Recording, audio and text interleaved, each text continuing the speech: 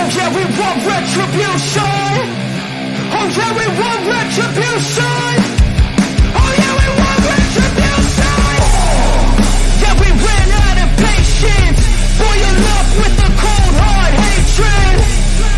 I can feel the vibration. Feet in the streets, it's a new sensation. I wanna break faces on the pavement. I wanna make greatness look complacent. Adrenaline awakened, I can taste it. We can make an impact, grab and then take it. Like a disease, bring them to their knees. Thanks for their disease. Just like the wind.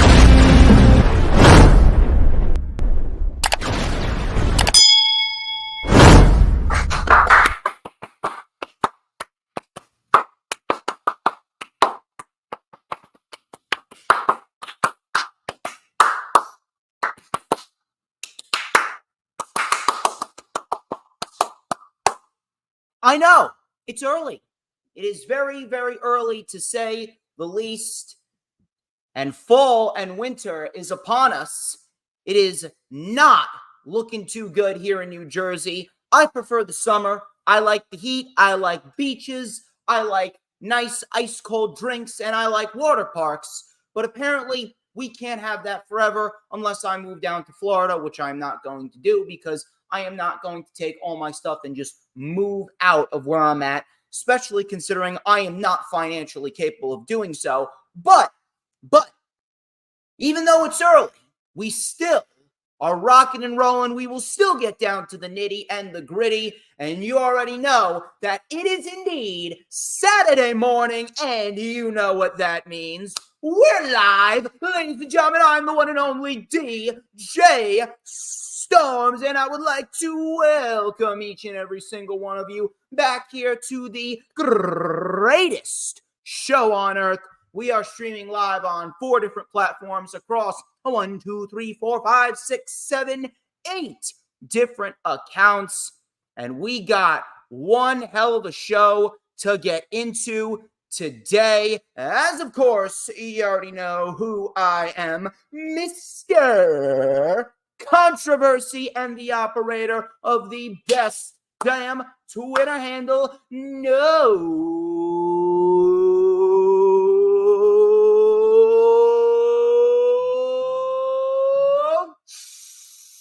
Oh, hold on. You just gotta breathe that in. Just breathe that. Oh, hold on. Just take one more deep breath. You gotta take that. Oh,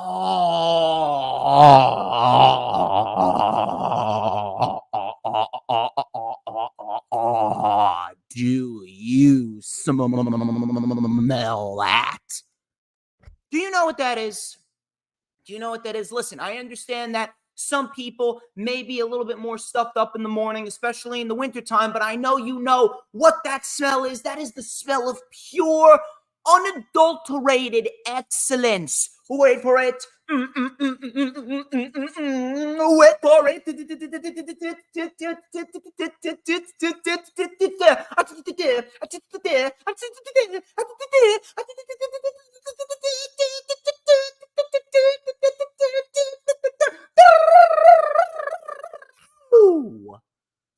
To mankind. And this is the official lightning flash update for Saturday morning, November 4th, 2023. 2023 is drawing to a close quicker than anyone could have even anticipated, and I don't like it. I want to go back to the beginning of 2023 so that way I can actually process that it's 2023. But regardless, Saturday morning stream, as you know, Crown Jewel is rapidly approaching. Crown Jewel is taking place from the Kingdom of Saudi Arabia this morning. Pre-show starts at 12. The pre-show will start at 12 p.m. noon. Meanwhile, the main show starts at 1 p.m. I don't normally do these. I'll probably be doing these twice a year, depending on if we have any UK shows, which we will next year. that is going to be the Bash in Berlin. Hopefully I can get a timestamp on when that is going to go live, so that way I can work around that and do my normal LFU. But regardless, I hope you guys are having a wonderful Saturday morning, and I'm glad that you chose to start your weekends right with yours truly, DJ Shizzle Dizzle. Obviously, before we get into what we're going to get into, and we do have a lot to go over, and I do have a large rant, because as you can see by the main topic of the show, Roman Reigns will once again be in the news as he is planning on taking yet another leave of absence. Yet another leave of absence. He will be off of WWE TV until early 2024. Ladies and gentlemen, before we get into the festivities, please make sure that you hit that like button, no matter where you're watching from, whether it be on Twitter or Facebook or Twitch or YouTube. Make sure you follow me on social media at HistoryMakerDJS. Once again, at HistoryMakerDJS, both on Twitter and Instagram. You can add me on my personal Facebook as well for collaborations and business inquiries. Please send me an email. My email is, of course, StormsTakeOver@gmail.com. You can also like the official DJ Storms business page, which we are live on right now. And I may just send you an invite to join the official DJ Storms Posse group on Facebook, that is, because that is where elite wrestling fans reside. All of those links are in the description of this very stream, whether you're watching on YouTube or whether you're watching it on Facebook. Also, please make sure you go and check out the rundown for WWE Crown Jewel 2023 with very good friend of mine, Billie Ann Wolf. It was her first time on the stream, and I would say that she did exceptionally well. She did exceptionally well, and I was very, very happy to have her on the stream. So shout out to Billie. Thank you very much for taking the time. You were awesome, and hopefully I can have you back on the channel at some point within the next couple of months. I want to throw out a couple of shout outs to a couple of sponsorships. Let's start out with my girl, Brittany K. Brittany K is a wonderful woman. A wonderful woman. She's a great friend of mine and a big supporter of the brand. And she does beautifully crafted graphic designs and drawings of professional wrestlers, whether they be from WWE, AEW, Impact Wrestling, New Japan, it doesn't matter. Also, she does beautifully designed Twitter, abbeys, and banners. So if you guys are looking for a quality wrestling graphic design, an abbey or a banner for one of your social media platforms and or businesses, she is your girl. Go and check her out. Show her some love. Her X account or Twitter account is Brittany K 5150, while her Instagram is Brittany K Designs. Both of those links are in the description. Shout out to Jay Leto, who's the creator of PWP Nation. We are live on the PWP Nation Facebook page as we speak. So if you guys are watching there, please make sure you go show some love to Jay Leto. He's a very hardworking individual, and I would like to thank him for allowing me to stream live on the PWP Nation Facebook page. We're going to be getting a lot more live streams going into 2024 on PWP Nation social media handles. Believe that. We will. And when we do, trust me, it is going to be absolutely spectacular, because everything that I do is spectacular. That is my middle name, DJ Spectacular Storms. Good morning, Hooligan. Yes, I know it's early. I'm sorry. I didn't mean to make you get up at 6:30 a.m. Unfortunately, I need to do this early stream because we got Crown Jewel in less than 3 hours. At least the pre-show starts in less than 3 hours. So we're going to try and finish up at a reasonable time so you can get some other stuff done before we go and watch the pay-per-view. I know, Hooligan. I don't want to get up this early either. I probably would have still been sleeping by now. It is what it is. And my final sponsorship shout out, I would like to give very special shout out to Corporate Information Systems. Now, with more than 4 decades of experience, Corporate Information Systems is recognized by Forbes as one of America's best recruiting firms. They specialize in providing recruiting solutions to companies in a variety of industries, such as high tech, food and beverage, construction, and medical devices. Now, finding the right candidates can be a time-consuming and challenging process, which is why CIS offers a wide range of services designed to make your recruitment process easier and more efficient. They provide a seamless and stress-free experience for both clients and candidates. So if you guys are looking for a trusted recruiting partner to help fulfill your hiring needs or help advance your career, contact my friends over at Corporate Information System. You can check out their website. It is www.cisrecruiters.com. Once again, www.cisrecruiters.com. Corporate Information System, placing talent where they can thrive. Of course, be sure to like the stream, share it out on all platforms, social media, whether it be Twitter, Instagram, Facebook, Pinterest, Tumblr, Snapchat, TikTok, whatever social media platforms that you may be using, share it out, get as many people in here as possible. They need their morning dose of DJ Storms. Forget about coffee. DJ Storms will get you going in the morning because I make people's lives better. I give you an adrenaline boost unlike anyone has ever seen. Of course, be sure if you're watching on YouTube, gotta hit that subscribe button because it helps me out and it helps out Hardcore Sports as well. And when we stream on the PWP Nation YouTube channel, it helps out that channel as well. So please show some love. Hit the subscribe button if you're watching on YouTube. And be sure to hit that notifications bell with a huge coup de grace because that way you're going to know whenever I pop up on YouTube. Because whenever I pop up on YouTube, oh, baby, you already know it is the best time to be on YouTube because it is the only time that you are going to get to see this oh so glorious sideburn chin strap combination, this beautiful mustache right here. Hey, Hooligram, how am I coming in? How's my mic? Because let me tell you something, we're about to light it up. We're about to light it up and we're about to get that blood pumping through your veins. Hold on one second. Is it in here somewhere? I think it is. It's lodged in here. Come on, it's in here. Oh, yes. Oh, yes. Oh, yes. Look at that shit right there. That is a beautifully crafted, magical ace black comb. I got to blow on it. It is so hot and sizzling, and we're going to light it up right here on the Lightning Flash update on a Saturday morning with a little and a dash of and a whole lot of because like hot, fresh, steaming Campbell's chicken noodle possibilities. I am just so good. Everybody knows that I'm the tastiest snack in the IWC. Let me fix up this little mini pompadour right here. Look at how slick that is. It's absolutely perfect. Not a single hair out of place. Everyone wants a piece of the StormsMeister. Anyway, enough with the self-brand promotion, the advertisements. Let's get straight into the festivities here. Start off with the news, rumors, and reports. I got a report from Better Wrestling Experience. Now, Better Wrestling Experience stated that there have been a few ideas discussed over a potential babyface turn for The Miz.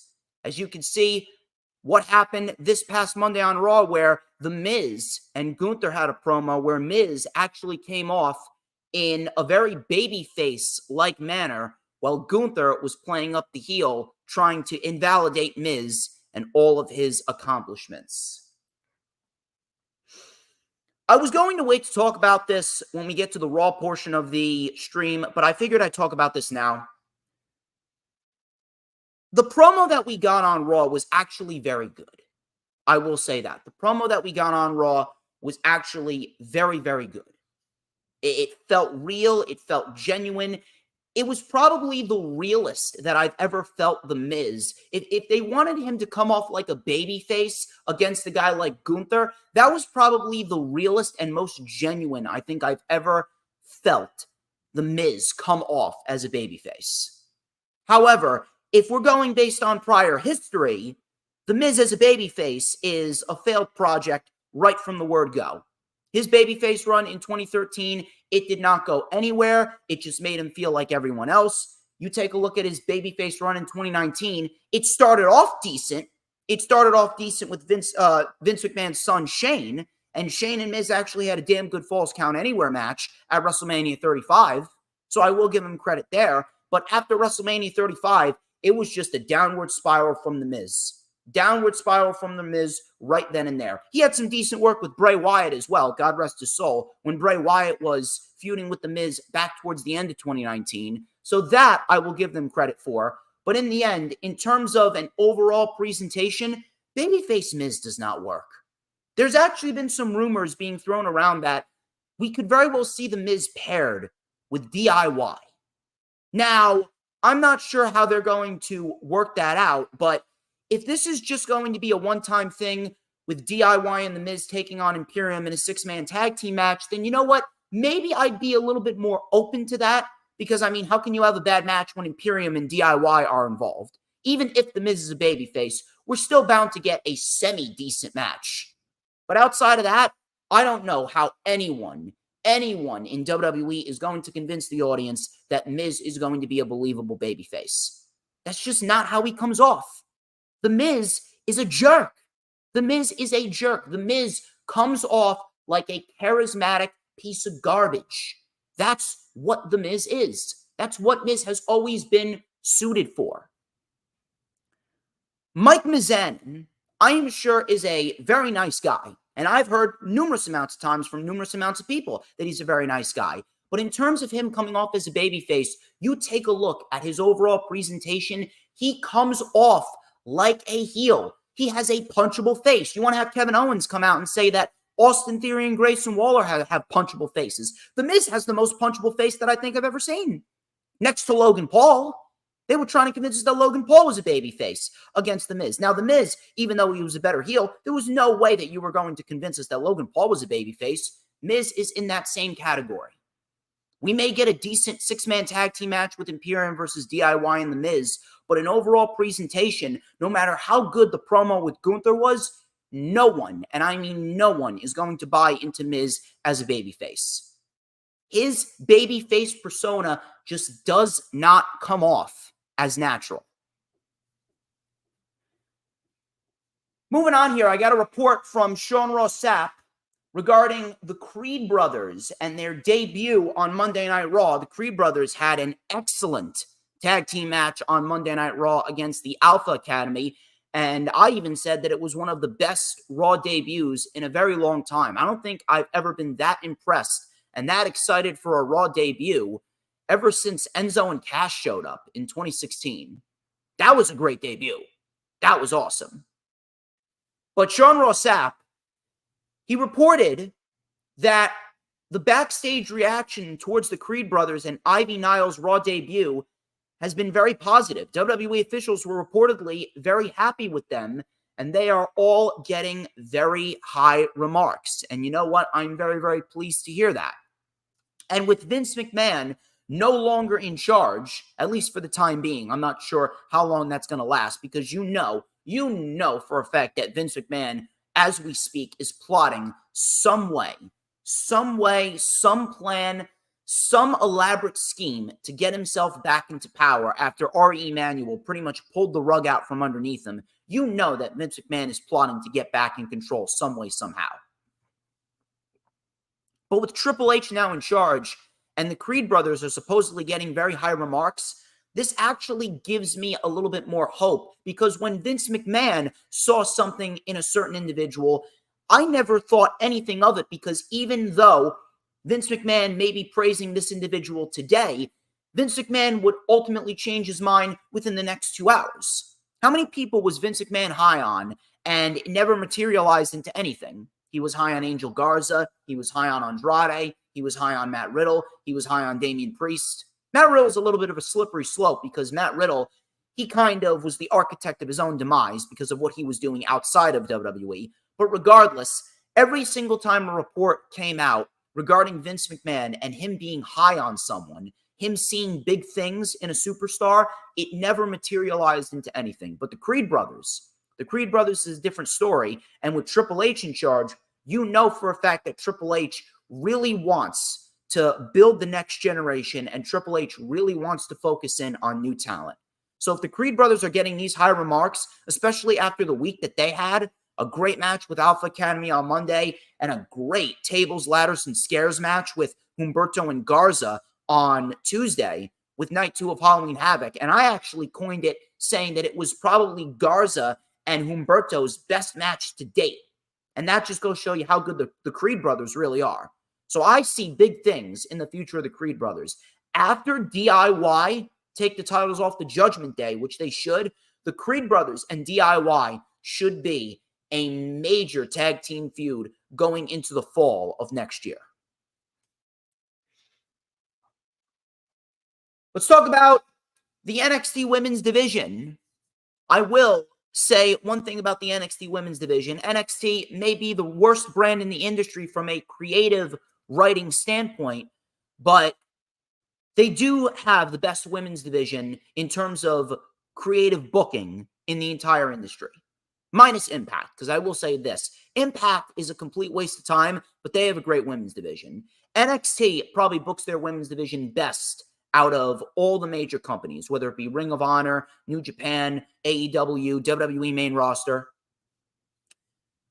Former NXT women's wrestler Sarray, according to PW Insider, is actually in deep contract negotiations. However, these discussions are not believed to be with WWE.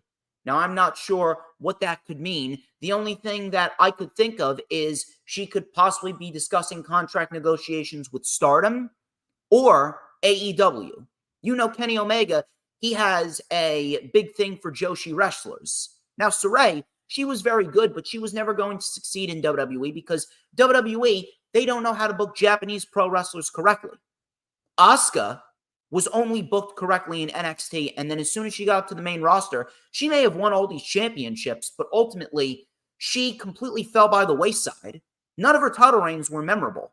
Kairi Sane, look at what happened to her. Kairi Sane is ultimately headed back to the WWE, but it's not going to materialize into anything. The only thing that it will materialize into is probably a tag team reunion with Asuka herself. Io Sky's doing okay. That I will say. That I will say. Io Sky is doing okay because she's putting on the best matches and she has a built-in story with Bayley looking at her at WrestleMania. But, I mean, all she's doing is facing the same people and over again. She's facing Asuka. Then she's facing Charlotte. Then she's facing Bianca. Same people over and over again. There's no new blood in the SmackDown Women's Division. None. And what happens after she beats Bayley?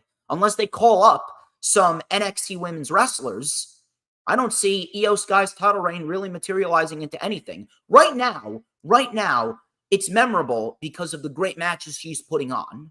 Outside of that, I don't see anything exciting about Io Sky and her women's title reign, at least not yet. But she's probably the best booked women's champion in the entire WWE right now.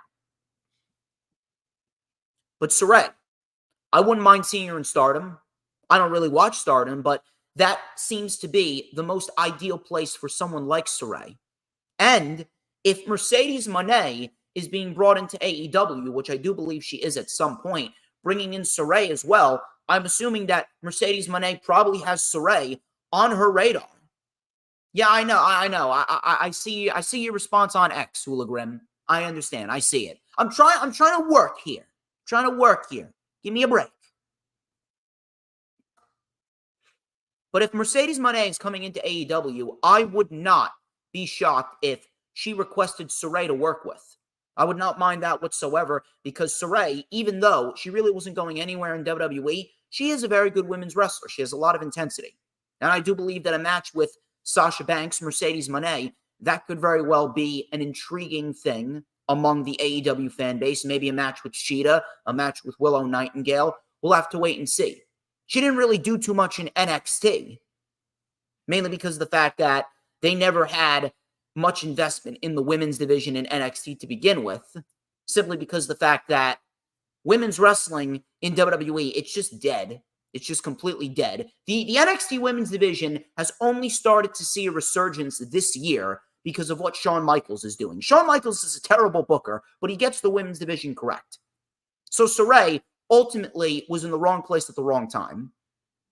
I guess I'll have to wait and see what happens in the future because as of right now, I'm not really all that excited, but Stardom and AEW, they seem to be in Sarray's future. Speaking of Kairi Sane, WrestleVotes.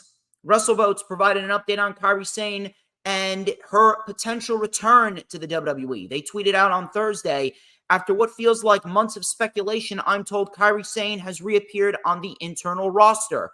Her return to the company is imminent. Now, Kairi Sane is fantastic. To be quite honest with you, I'm actually kind of annoyed that she didn't get a longer reign as the NXT Women's Champion. But if I'm going to be quite honest here, it doesn't really matter who comes into that women's division. The NXT Women's Division is booked fairly okay. But in the grand scheme of things, we're still getting 3-minute matches. We're still getting 3-minute women's matches, and especially after what Natalya and Chelsea Green did this past Monday, I mean, I don't know why anyone would be excited about anyone coming into the WWE Women's Division. The only new piece of the puzzle that we've gotten in this women's division, the only new fresh face that we've gotten in the women's division in recent memory is Jade Cargill. And all they're doing is presenting her like a major star. She hasn't even wrestled yet. If she is not living up to the expectation of her in-ring ability as she's living up to the expectation of her presentation ability, then you know what? She's ultimately going to be a flop. And do not give me the excuse of, well, in the WWE, wrestling doesn't matter. It's all about marketing. I don't care what it matters in the WWE. It is still a pro wrestling company. So if you cannot wrestle, I don't want anything to do with you. And ultimately, the fans are going to end up rejecting you if you do not live up to expectation of being a great in-ring talent. Everything needs to align up. Your presentation needs to align up with your character, which needs to align up with your wrestling ability. Unless one ability, which is the wrestling ability, unless your wrestling ability just supersedes everything, you are not going anywhere in modern day wrestling. If Jade Cargill can't wrestle, she's ultimately going to fail. But Jade Cargill is legitimately the only new face that we've seen in the women's division. There's been no new stars created. Chelsea Green and Piper Niven, they're very good at what they do, but the women's tag team titles don't mean anything. I'm still waiting for them to get rid of them. But Triple H just will not budge. See, Triple H, he's still trying to make do with what he was given by Vince McMahon. But in the end, some things are just not worth saving. He still hasn't realized that. He hasn't realized that he just needs to get rid of the women's tag team titles. Chelsea Green and Piper Niven are two decent pro wrestlers, but they are going nowhere. No one cares about them. No effort is being put into them. You could call up a Roxanne Perez. You could call up a Tiffany Stratton, even though she's buried. You can call up a Kiana James. You can call up a Nikita Lyons. You take a look at the Raw Women's Division. The Raw Women's Division actually has an immense amount of talent. Candice LeRae, Xia Li, Tegan Nox, Chelsea Green. How many other women? Rhea Ripley, Zoe Stark, Raquel Rodriguez, Shayna Baszler. So many women. So many women. But yet, we still get horrendous booking and 3-minute matches. Rhea Ripley's women's title reign has been terrible. The only reason why Rhea Ripley is as over as she is because of her aura. It's because she's Rhea freaking Ripley.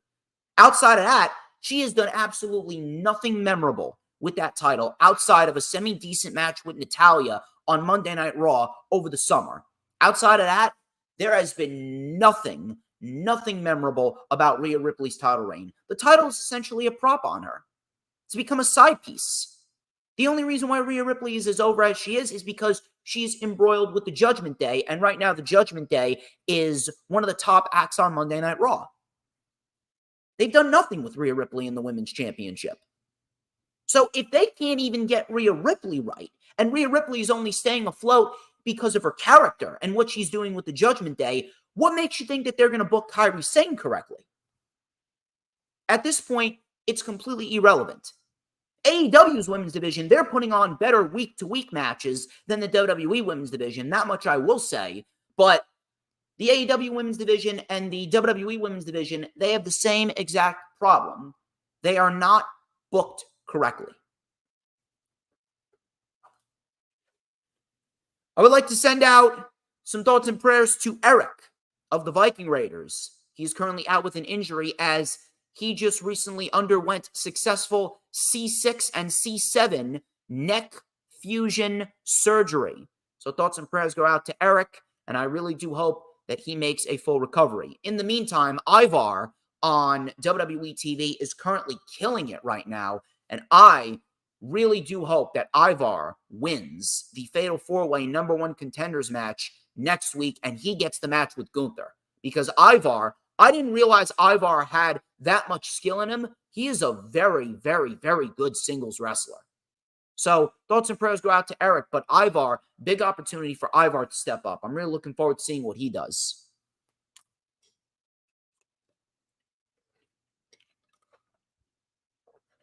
Fightful reported a story regarding Tony Khan and Warner Brothers Discovery, saying that they still have not decided on a deal regarding AEW. Now, some people believe this has to do with the fact that TK didn't believe that Warner Brothers Discovery was recognizing how much the AEW product is really worth. However, Fightful reported that Warner Brothers Discovery, their brand, remains very happy with AEW. They stated, and I quote, Warner Brothers sources that we spoke to said that they've been very happy with the AEW partnership and look for it to continue. When asked about viewership numbers, they often are the talking point, and one source noted that it isn't anything that Warner Brothers wasn't expecting or hadn't anticipated, especially going up against football in the fall season, end quote. Now, this is kind of a 50-50 report here. On the one hand, they haven't renewed the deal, but on the other hand, Warner Brothers Discovery is said to still be happy with Tony Khan and AEW. So it's kind of odd, but again, I do believe that it is chalked up to Tony Khan thinking that the AEW brand is worth more than it actually is. Now, I will say this, it is worth a lot of money. I do believe that it is worth $2 billion. I believe someone from Forbes, they wrote an article about that. And if it's worth $2 billion, then good on them. Good on them. However, it seems as though Warner Brothers Discovery is, they're kind of lying through their teeth to Tony Khan. Yeah, they are happy with them, but maybe they probably expected bigger numbers, even though they're going up against football. And the reason why the ratings are not up to par with what Warner Brothers wants is simply because of the fact, and I've stated this numerous amounts of times, it is clear as day, Tony Khan is taking on way too many responsibilities. He cannot manage everything.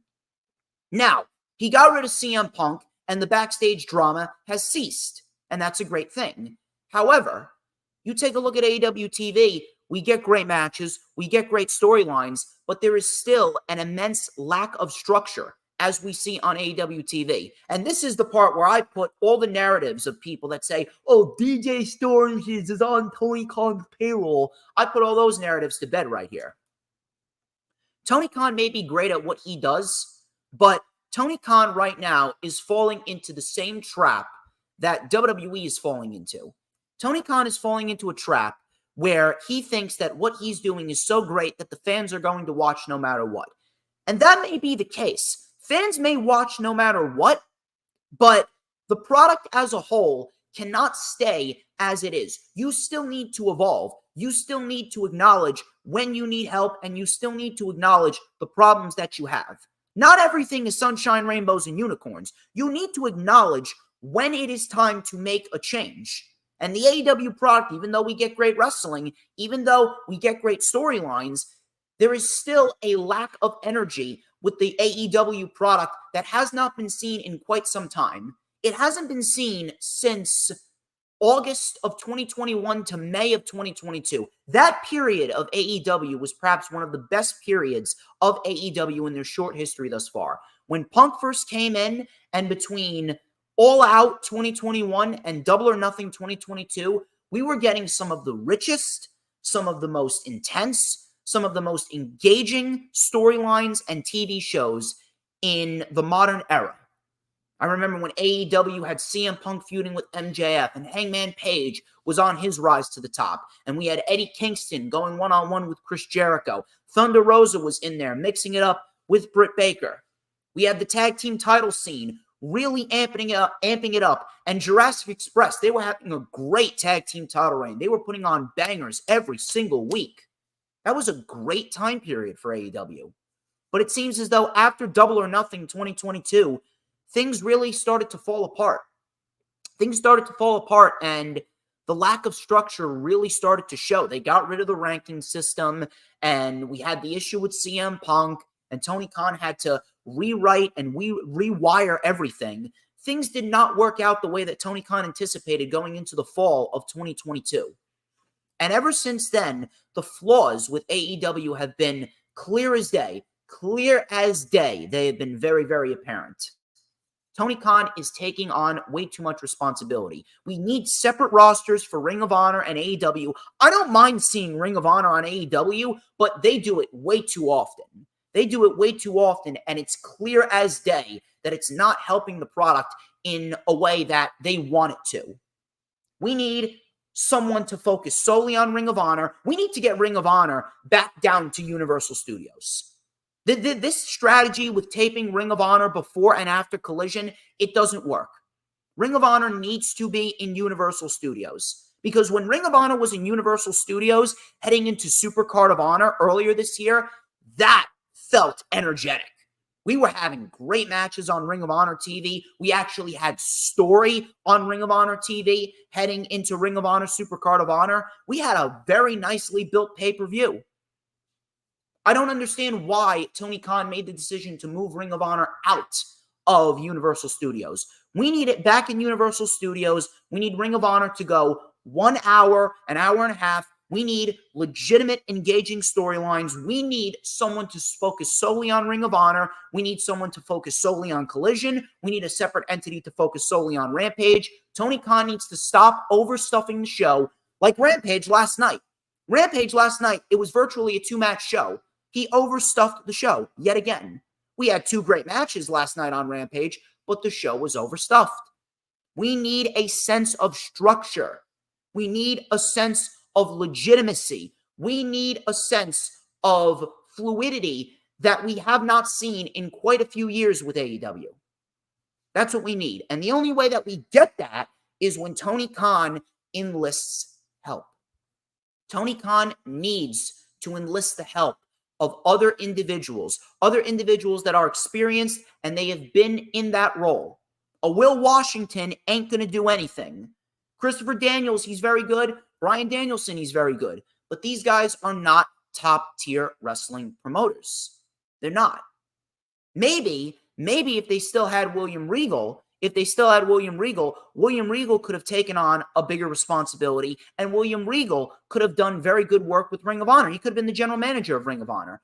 But with Triple H coming back, William Regal was let go because he wanted to be with his son down in NXT. And now William Regal is virtually a backstage correspondent.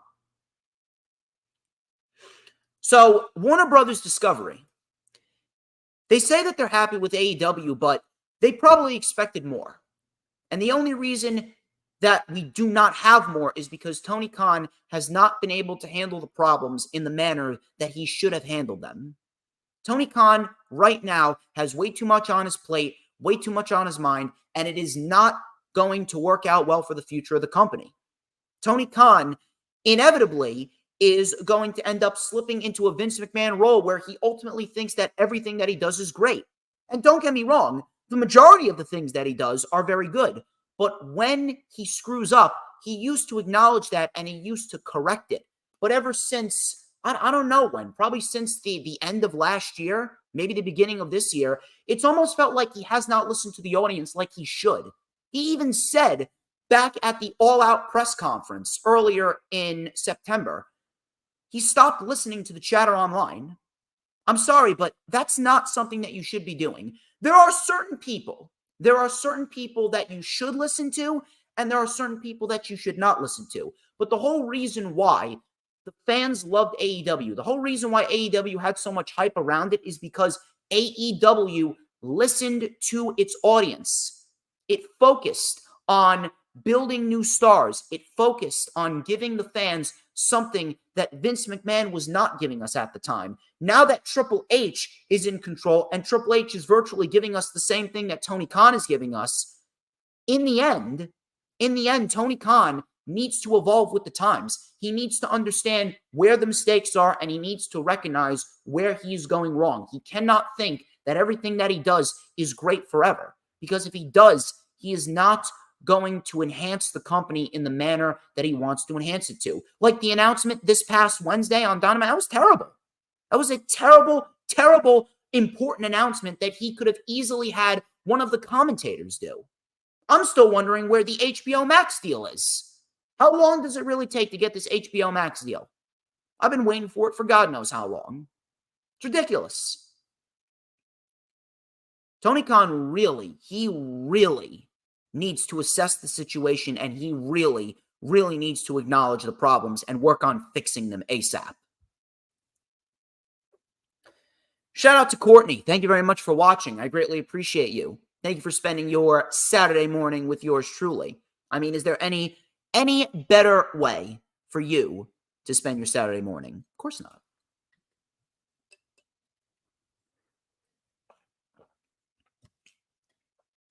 Super AJ Styles, Nick, you came at the right time, because that's actually my next topic before I get to the weekly show reviews. Roman Reigns. And I got a rant on him. Roman Reigns apparently will be wrestling his last match today at Crown Jewel. Ringside News was told by a tenured member of WWE Creative that Crown Jewel will be Roman Reigns' last time wrestling in 2023. Now, I heard this and I was seething.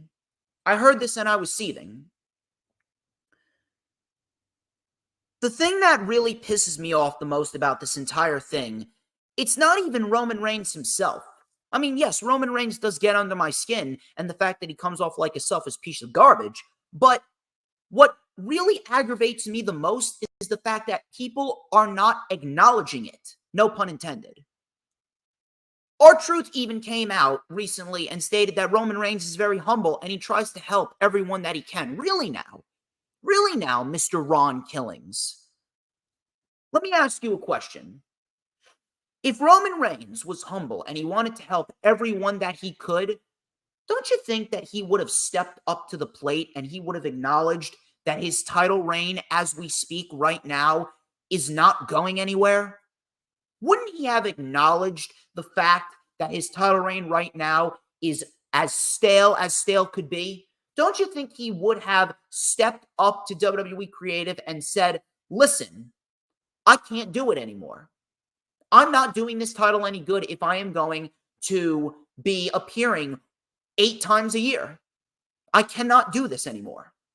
And on top of that, I've been paying very close attention to what's been going on in this feud with LA Knight.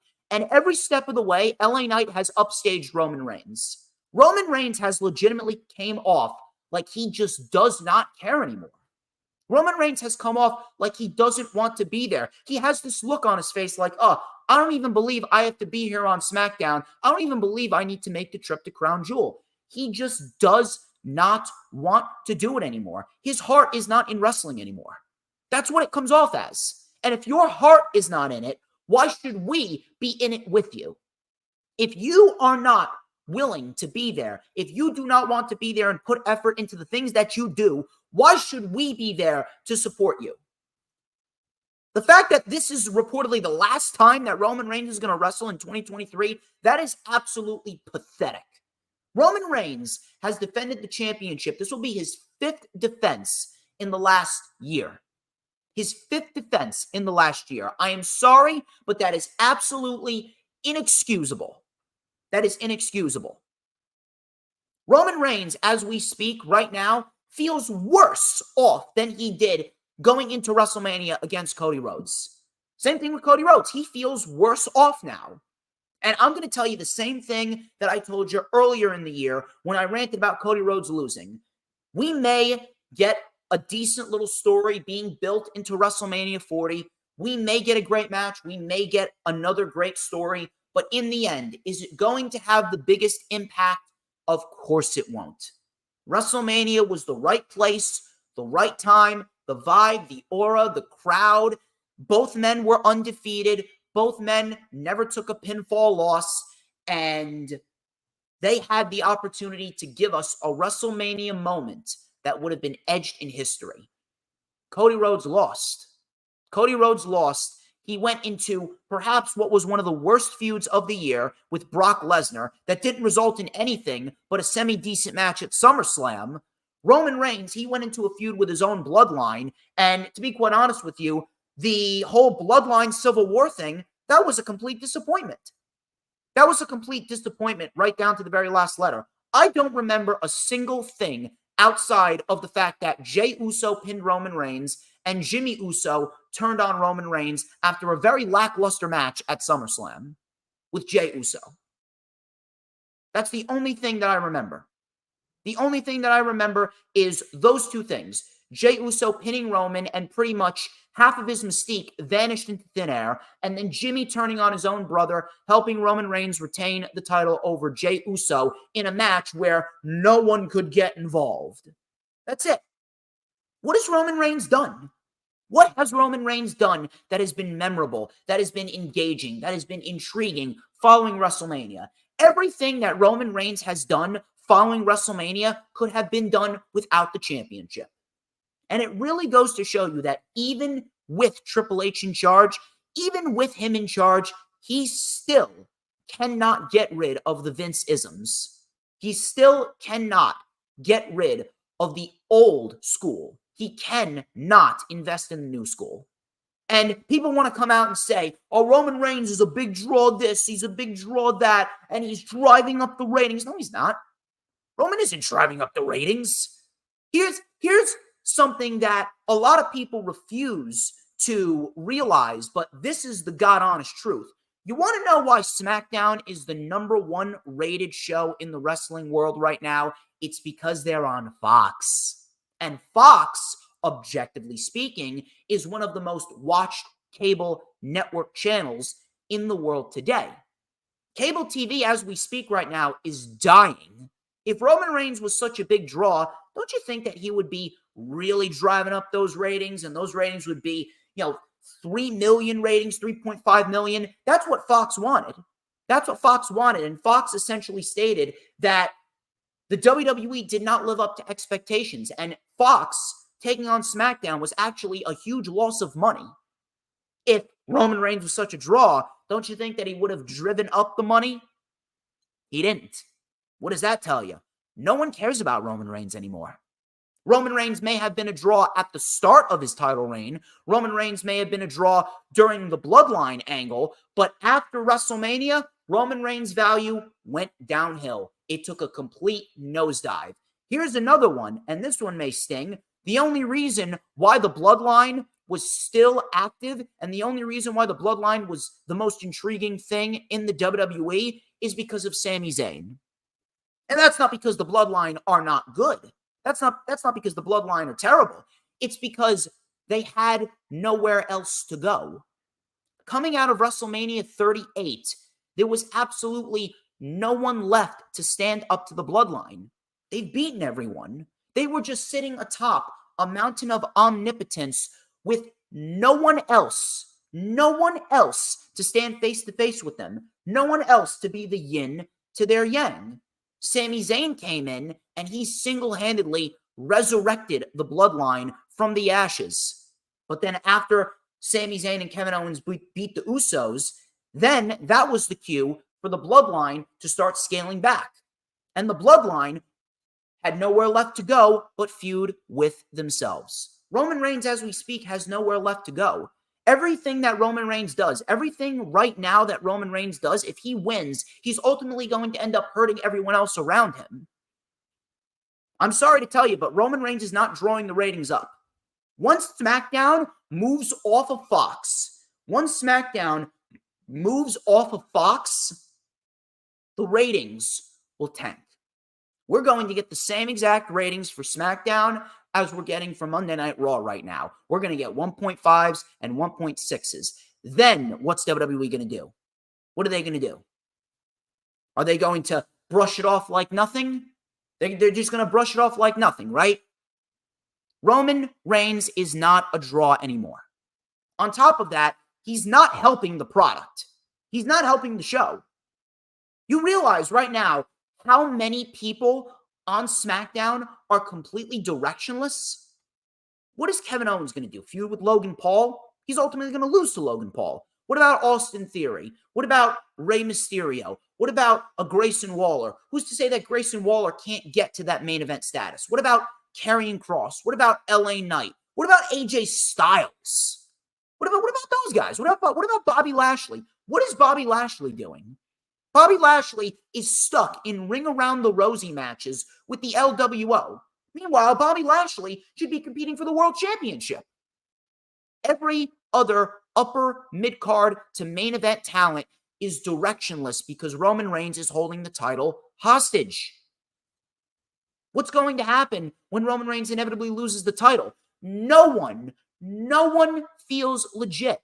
They're putting all their effort into Roman Reigns, and no one else feels like they can carry the company. No one else feels as important as Roman Reigns. They're putting all their eggs in the Roman Reigns basket while neglecting everyone else, and everyone else feels inferior to Roman Reigns. How is anyone supposed to be taken seriously if one guy gets all the glory and everyone else pretty much gets table scraps? One guy is eating a full course meal and the rest are all eating table scraps and roadkill and expecting to eat it as if it's a full course meal. And R-Truth wants to say that Roman Reigns is humble, right? Roman Reigns is humble and Roman Reigns is trying to help everyone that he can. If Roman Reigns was trying to help everyone that he can, then he would have stepped up. He would have stepped up and he would have acknowledged the fact that the title on him in a part-time role would not do any good. A lot of people, they want to call me crazy whenever I reference the SummerSlam press conference. And Paul Heyman, he came out and said, well, Roman Reigns is going to drop the championship whenever Roman Reigns deems fit to drop the championship. People want to say, oh, well, Paul Heyman, Paul Heyman was playing a character. Paul Heyman was just being Paul Heyman. Look at what's going on TV. Look at what's going on TV. After everything that's gone on TV and the fact that Roman Reigns has he hasn't done any good following WrestleMania. Everything that has been going on with Roman Reigns just has not made the title feel important whatsoever. And no one else around him feels legit. After everything that's going on, and on top of that, with how big of a star Roman Reigns is, do you honestly not believe that Roman Reigns has pull? Do you honestly think that Roman Reigns has no say in what he does, no say in when he appears, no say in who he works with, and no say in who he drops the title to? If you don't think Roman Reigns is the man with the most creative pull, minus the executives backstage, you are completely and utterly delusional. You are absolutely delusional. Roman Reigns could go out there and he could legitimately slap Triple H in front of his wife and kids, and Triple H will still bend over backwards for him. Same thing with Vince McMahon. Roman Reigns has all the creative pull in the world. If Roman Reigns says no, the company will listen to him. And you know how I know that? Look at what happened 2 years ago. 2 years ago, when Roman Reigns was around the 300-day mark as Universal Champion, you know what happened? He was in a feud with Rey Mysterio. They were originally set for a Hell in a Cell match at Hell in a Cell 2021. And what did Roman Reigns do? Roman Reigns got it moved. Roman Reigns got it moved to the SmackDown before Hell in a Cell. You know why? Because Roman Reigns reportedly did not want to work on Father's Day. He didn't want to work on Father's Day. So what happened? He said something to WWE Creative, and boom, he got the match moved. So if Roman Reigns can get a main event Hell in a Cell match with Rey Mysterio moved to a SmackDown instead of wrestling at the pay-per-view, which was taking place on Father's Day, if he can get a match moved, who's to say that he can't decide whether or not he loses the championship, who he works with, who he loses the championship to? If you don't think Roman Reigns has creative pull backstage, you are completely and utterly moronic. You are moronic, and you should not be talking about pro wrestling because you clearly do not know jack. You don't know jack. This is why I exist. I exist because you cannot do your job as a wrestling fan. I exist because everyone else is an idiot, and I got to be the Albert Einstein of the IWC because no one else truthfully knows what's going on. I can see what others can't see, and I know what others don't know. And I don't need to be involved with the WWE. I don't need to have sources. I don't need to be backstage in the locker room. All I need to do is watch the show. I know exactly what is going on. All you need to do is watch. And Roman Reigns, as we speak right now, he doesn't need the championship. He doesn't need the championship at all. He's virtually at Undertaker levels of credibility. The Undertaker never needed a championship. Look at Roman Reigns. Roman Reigns could lose his next 15 matches in a row, and he'll still be Roman Reigns. He even said it himself in the feud with Jey Uso over the summer. You know what? If I lose, I'm still Roman Reigns. Who are you? On top of that, he's not driving up the merch. The top merch sellers are LA Knight, Cody Rhodes, and Sami Zayn. Those guys are the top merch sellers. And don't give me the excuse of, well, he's a heel. He's a heel, so, he's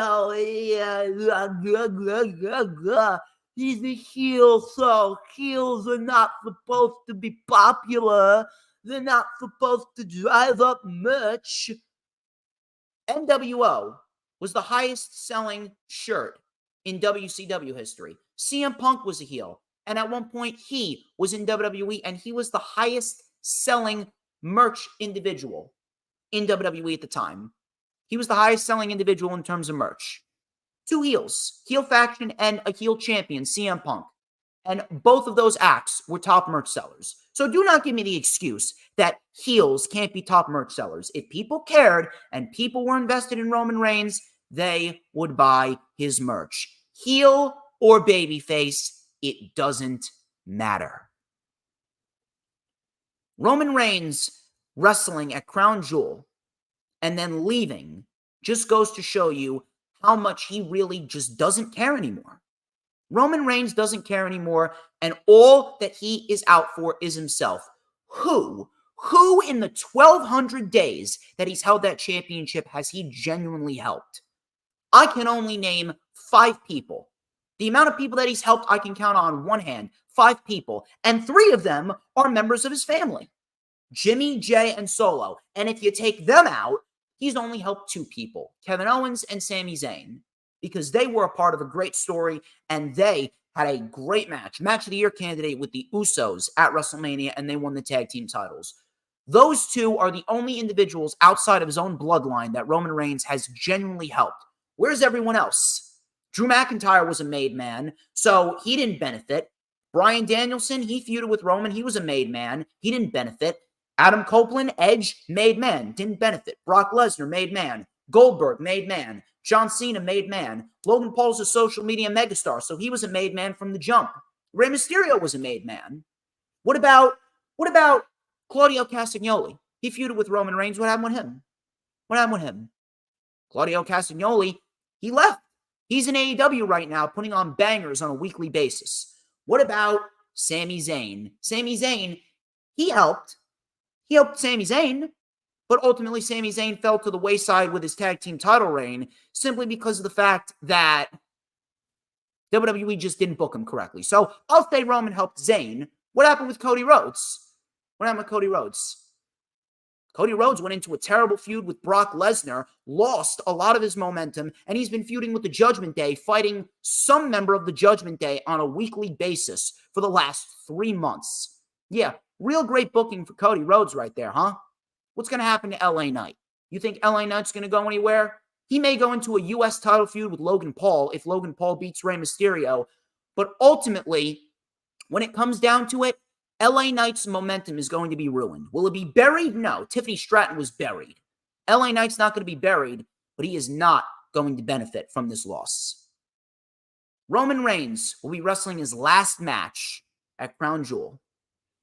The fact that Roman Reigns wrestles his last match at Crown Jewel, and reportedly he's not going to be seen until 2024, like I said, it just proves to me that he does not care about wrestling, and all he is a selfish piece of garbage. I was blaming Vince McMahon for the majority of the time that Roman Reigns was holding the championship post-WrestleMania, when in reality, Roman Reigns is just as much to blame as Vince McMahon and the rest of WWE Creative. He's not driving up the ratings. He's not driving up merch. He's not in any engaging storylines. He legitimately comes off like he doesn't want to be there. He's lazy. He's a part-timer. And the part-time schedule is hurting the championship. The people on SmackDown feel absolutely directionless. All the upper mid-card to main event talents, they have nothing to fight for. I don't understand how anyone can look at Roman Reigns as champion right now, read this report, and think that Roman's still champion is a good thing. It's unbelievable. It's absolutely unbelievable. I honest to God, I don't even know. I don't even know what to say anymore.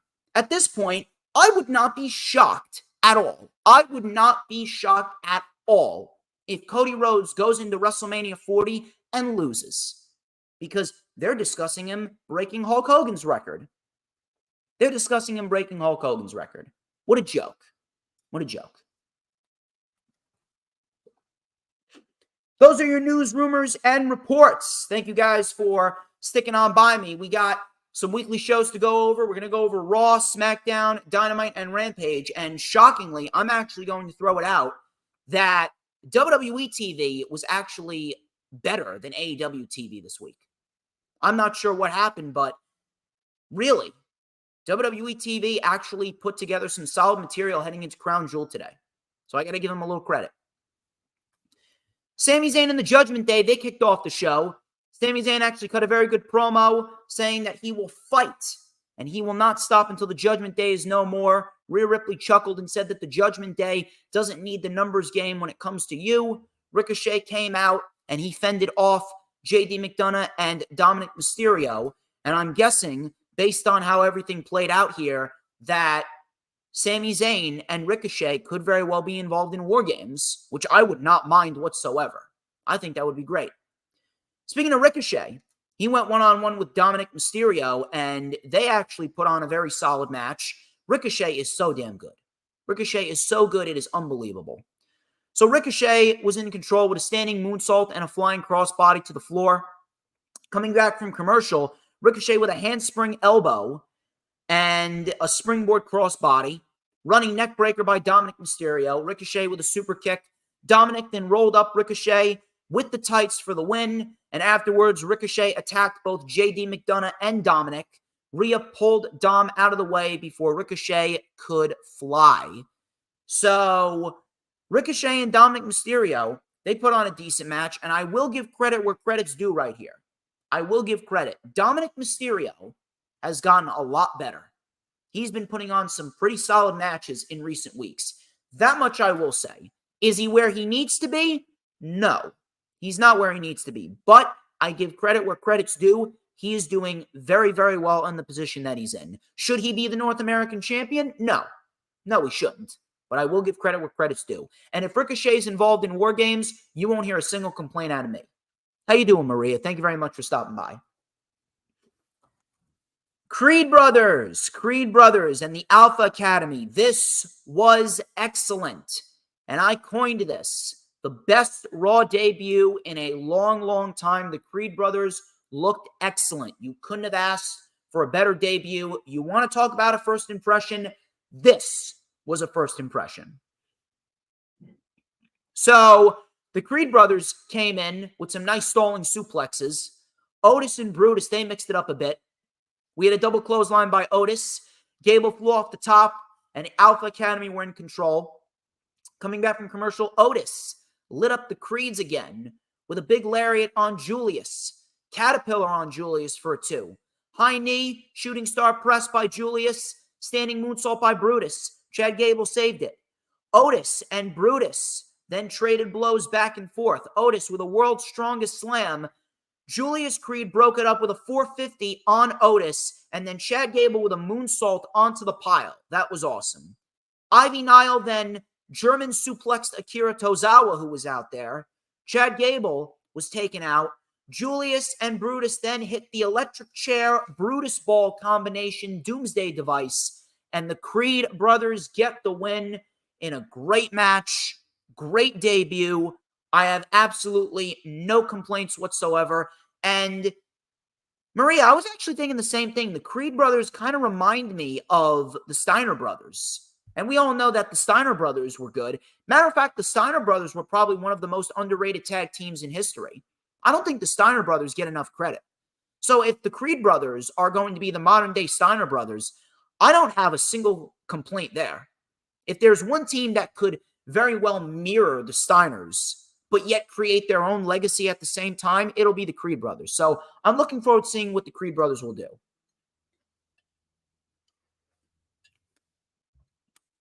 Miz TV with Gunther. Miz announced Gunther, but he didn't come out. And Imperium came out. It was Vinci and Kaiser coming out.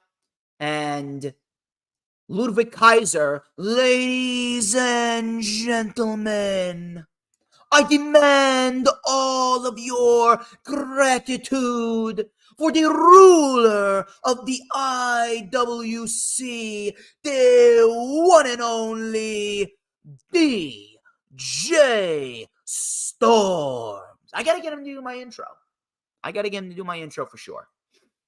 So Ludwig Kaiser said that the ring general won't come down here just because you tell him to. You are everything that is wrong with the WWE Universe today. You are a clown. Miz says, I've never been anyone's sidekick. Does that make you the third wheel? And he pointed to Vinci. Vinci says, weren't you your wife's sidekick on Total Divas? And Miz started to act all shocked, and he goes, he talks! And he gave Vinci a round of applause. Out came Gunther, wearing all black, looking like a beast. Gunther then said, I'm not your guest. I'm here to make two things clear. It's 2023 and you're trying to run a talk show. This ring is sacred and you are beneath me. I do not respect you. Miz then said, I interviewed an invisible John Cena that was more entertaining than you. Gunther then said, once the bell rings, once it gets serious, it matters how good of a wrestler you are. You are a talk show host, and I'm the longest reigning Intercontinental Champion of all time. Miz then said, I was very serious when I beat John Cena at WrestleMania. I was very serious when I made that title on your shoulder the most prestigious title in the WWE, and I have no problem doing it again. Gunther then laughed, and Gunther said, let's create a Miz TV moment that you will never forget.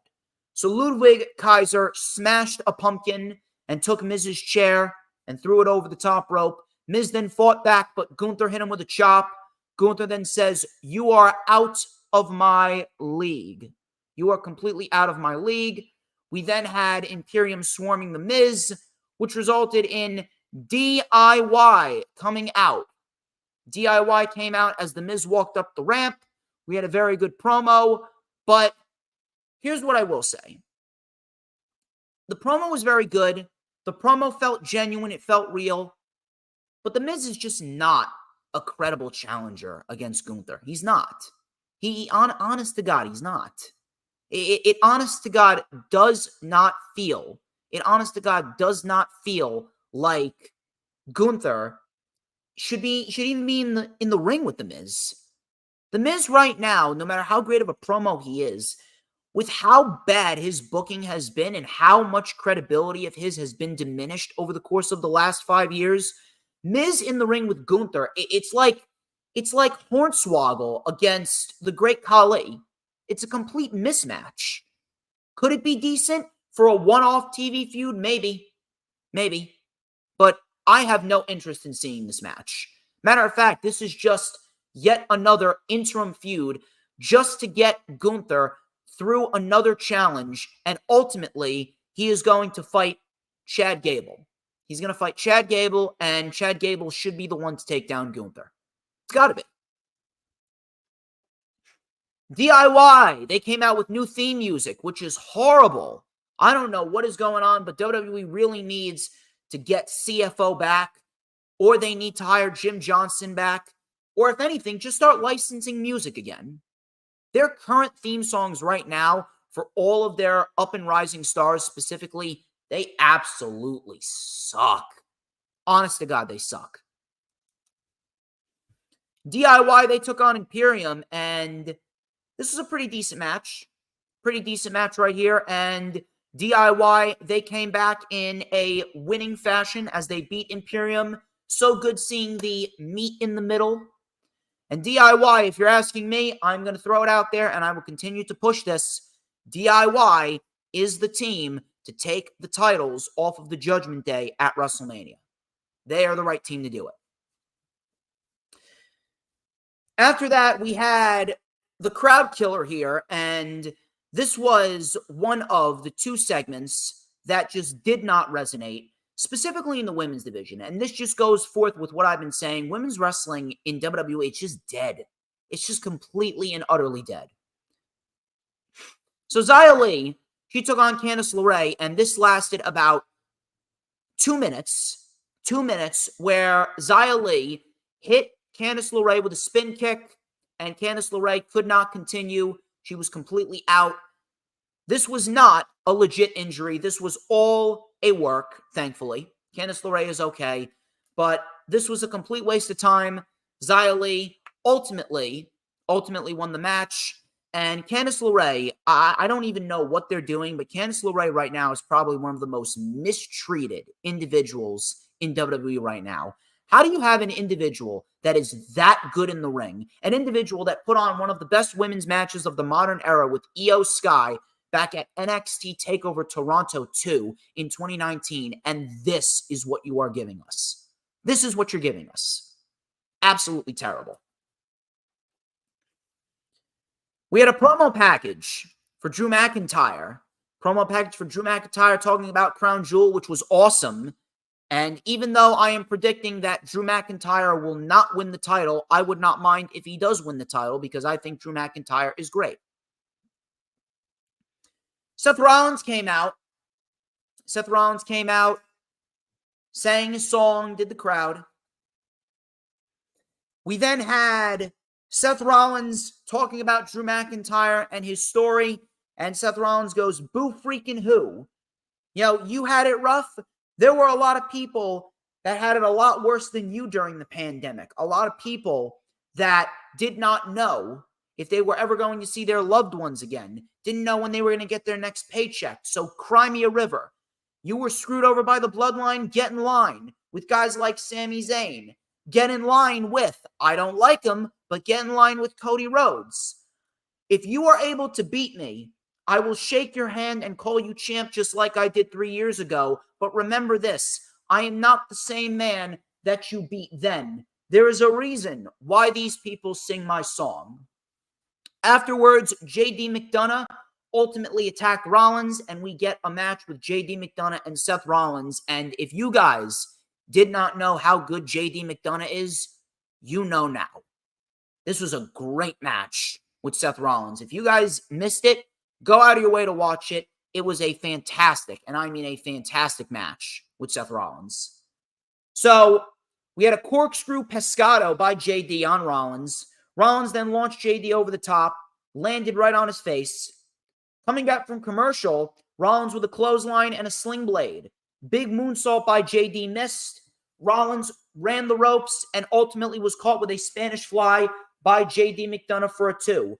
Rollins with a buckle bomb, and then out came Damian Priest. JD rolled up Rollins for a 2. Rollins with a back superplex on McDonough. And then McDonough caught a pedigree and a stomp. And Seth Rollins gets the victory.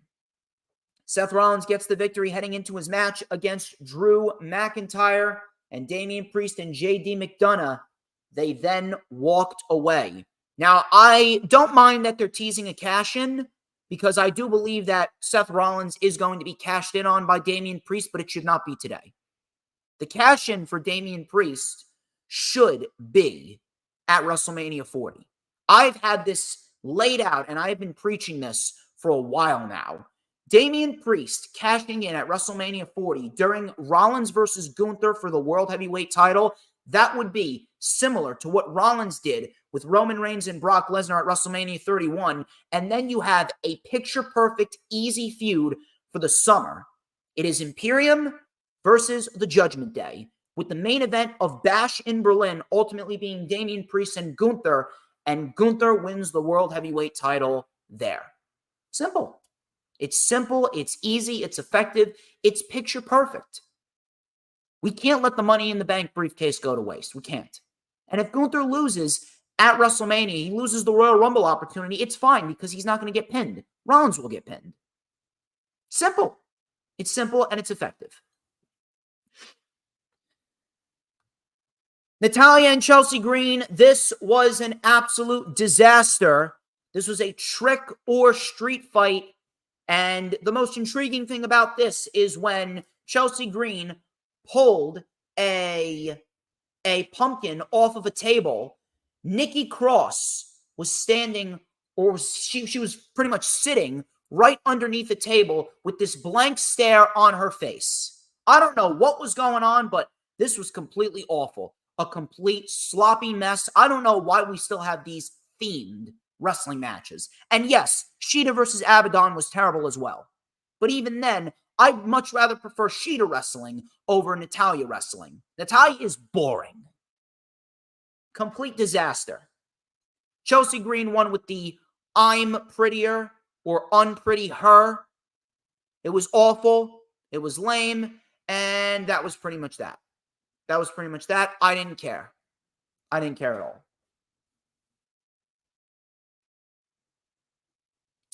Sami Zayn, Damian Priest. I don't want to say it was a bad match. But again, it's the same match that we've seen in the main event of the show. God knows how long. Match ended in a DQ because of Jey Uso. Now, I didn't mind the match ending in a DQ because I expected Cody Rhodes to come out, and she did.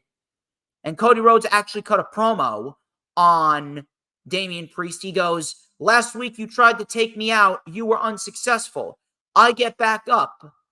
And you are within a whisper of immortality, and you aren't the leader of the Judgment Day. You walk behind Rhea Ripley, Finn Balor, and you even walk behind Dominic Mysterio. At Crown Jewel, my path towards finishing my story goes straight through you." Now, the promo was great, but I'd be lying to you if I said that I wasn't a little disappointed that he didn't say War Games.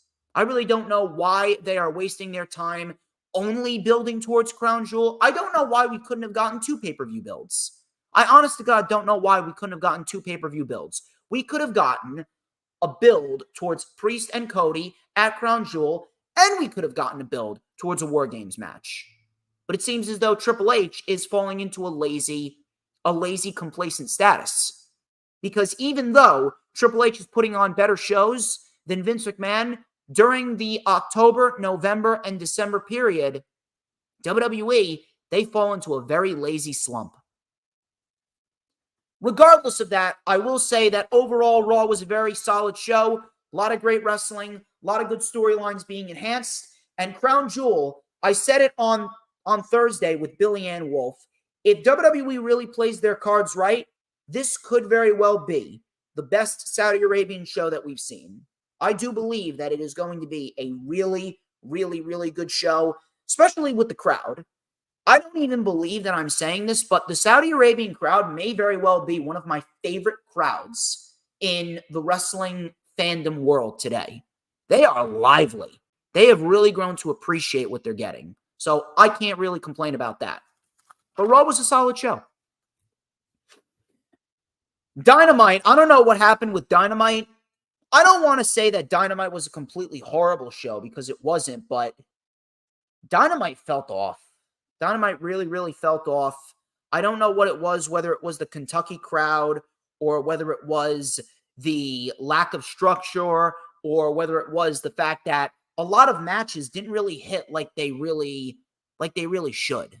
A lot of matches were not as impressive as I thought they were going to be. And on top of that, Tony Khan, like I said, he's falling into a WWE trap right now. And one of those traps is flip-flopping titles. But we'll talk about that in a little bit. MJF cut a promo with Renee Paquette. He had a video chat with Adam Cole, and Adam Cole said that he should consider Samoa Joe's offer. Roderick Strong and the Kingdom then came into frame. Adam Cole hung up on him, and the Devil showed up on the screen. I will say that they are really making the Devil storyline unpredictable. A lot of people have a lot of interesting theories. Some people say that it's Britt Baker. Some people say it's Adam Cole. Some people say it's Jack Perry. Some people say it's CM Punk. Some people say it's CM Punk. Do I think it's Punk? No. Would I be excited if it was Punk? Yes, I do. I would very much be excited. We'll have to wait and see. We'll have to wait and see how it all pans out. Claudio Castagnoli and Orange Cassidy. This was for the AEW International Championship, and this was easily the best match on the show. Probably the best thing on the show overall. Claudio Castagnoli, he is so goddamn good. He is so goddamn good. It is absolutely unbelievable. And it really, really pisses me off that it's taken him this long. This long it's taking him to finally showcase what he's all about. It's unbelievable. It's unbelievable how he's had to wait this long to find a place where he is able to go out there and wrestle. And Orange Cassidy, let me tell you something. If you are still hating on Orange Cassidy, if you are tired of Orange Cassidy, but yet you're not tired of Roman Reigns as champion, I'm going to need you to see yourself out the door. This was a great match. So Cassidy, coming down from commercial, Cassidy with a tope suicida into a tornado DDT on the floor. Stundog Millionaire, satellite DDT was countered into the swing. Round and round he goes. Claudio with a sharpshooter, transition into a crossface. Massive uppercut for a 2. We had a sleeper swing by Claudio. Cassidy was turning red. Cassidy then got out of it with an orange punch and a beach break, but Claudio rolled out of the ring. Claudio then beat the count back in. Cassidy with the kicks to the chest. PK, satellite DDT. Claudio kicked out. Claudio went for a pop-up uppercut, and Cassidy caught him in a Hurricane Rana, and Cassidy with a roll through. 1, 2, 3. Orange Cassidy retains. He retains the AEW International Championship in what was a very, very, very good match. Afterwards, Jon Moxley came out, and we saw Moxley just completely destroy Orange Cassidy, and Moxley then walked away in anger. And it was confirmed that Jon Moxley will fight Orange Cassidy. Orange Cassidy, Jon Moxley 2 at Full Gear. And I do believe that that should be the day where Orange Cassidy gets his win back over Jon Moxley, and Orange Cassidy finally solidifies himself as a top-tier main event talent, if not already. I mean, if you don't believe that Orange Cassidy is a main event talent by now, something is clearly wrong with you. They had a story going throughout the show with MJF looking for partners. He went to Omega's locker room. Chris Jericho answered, and Chris Jericho slammed the door in his face. He was then choked up against the wall by Wardlow, and Wardlow said that he will be taking everything from MJF when he least expects it. So I appreciate the fact that they're really driving home story. And if anything, I do believe that we could very well get some form of a multi-man match, probably at World's End. Now, they've really been teasing this bidding war of 2024, and MJF has really, really been egging it on as of lately. So if they really want to make it seem like they're trying to get the title off of MJF, then I think that a nice multi-man match, maybe a form of elimination chamber, I think a form of an elimination chamber could really, really be beneficial for AEW. And that could be their gimmick for World's End. That could be their gimmick for World's End. I think that would really, really, really be a nice factor that could drive up the interest. Now, who's going to take the title off of MJF? I don't know. Could be Adam Cole. Could be Wardlow. Could be Samoa Joe. I don't know. It's very unpredictable. Maybe Jericho is involved some way, somehow. Mogul Embassy versus the Hung Bucks. Ring of Honor World Six-Man Tag Team Championships. There was really nothing to this. Really nothing to this. This was more of an angle rather than a match. Swerve Strickland came out screaming, "Whose house?" And then he looked at Hangman and said, "Matter of fact, last week, I was at your house." So after that, Swerve then ran away as Hangman chased him up the ramp, and the Young Bucks were set to fend for themselves. I appreciate the fact that Swerve had a well-thought-out plan, but why do we need the Hung Bucks to beat the Mogul Embassy for the Ring of Honor World Six-Man Tag Team titles? Why? If they were just going to win the titles right back, they should have never lost them at Rampage Grand Slam. This is the problem that Tony Khan is falling into. Tony Khan is falling into a trap. Tony Khan fell into a trap this past Wednesday on Dynamite where he needs to feel like he's got to have all of these rapid title changes. WWE, I remember, did this in 2017. In 2017, WWE was in this phase where titles needed to change hands on a rapid pace just to keep the interest in the product. Meanwhile, they didn't realize that that was actually detrimental to the championship and the individuals holding it. Tony Khan cannot be in a lazy position where he just has titles change hands on a random basis. He cannot do that. I stated a couple weeks ago, long title reigns are the key. 100 to 150 days minimum with their title reigns. That's where we need to put forth all this effort going forward. Enough of the flip-flopping of the championships. We need to establish prestige for championships, and we need to establish them ASAP. Should not have lost the titles to the Mogul Embassy, only for the Mogul Embassy to win them back. That was a terrible, terrible move.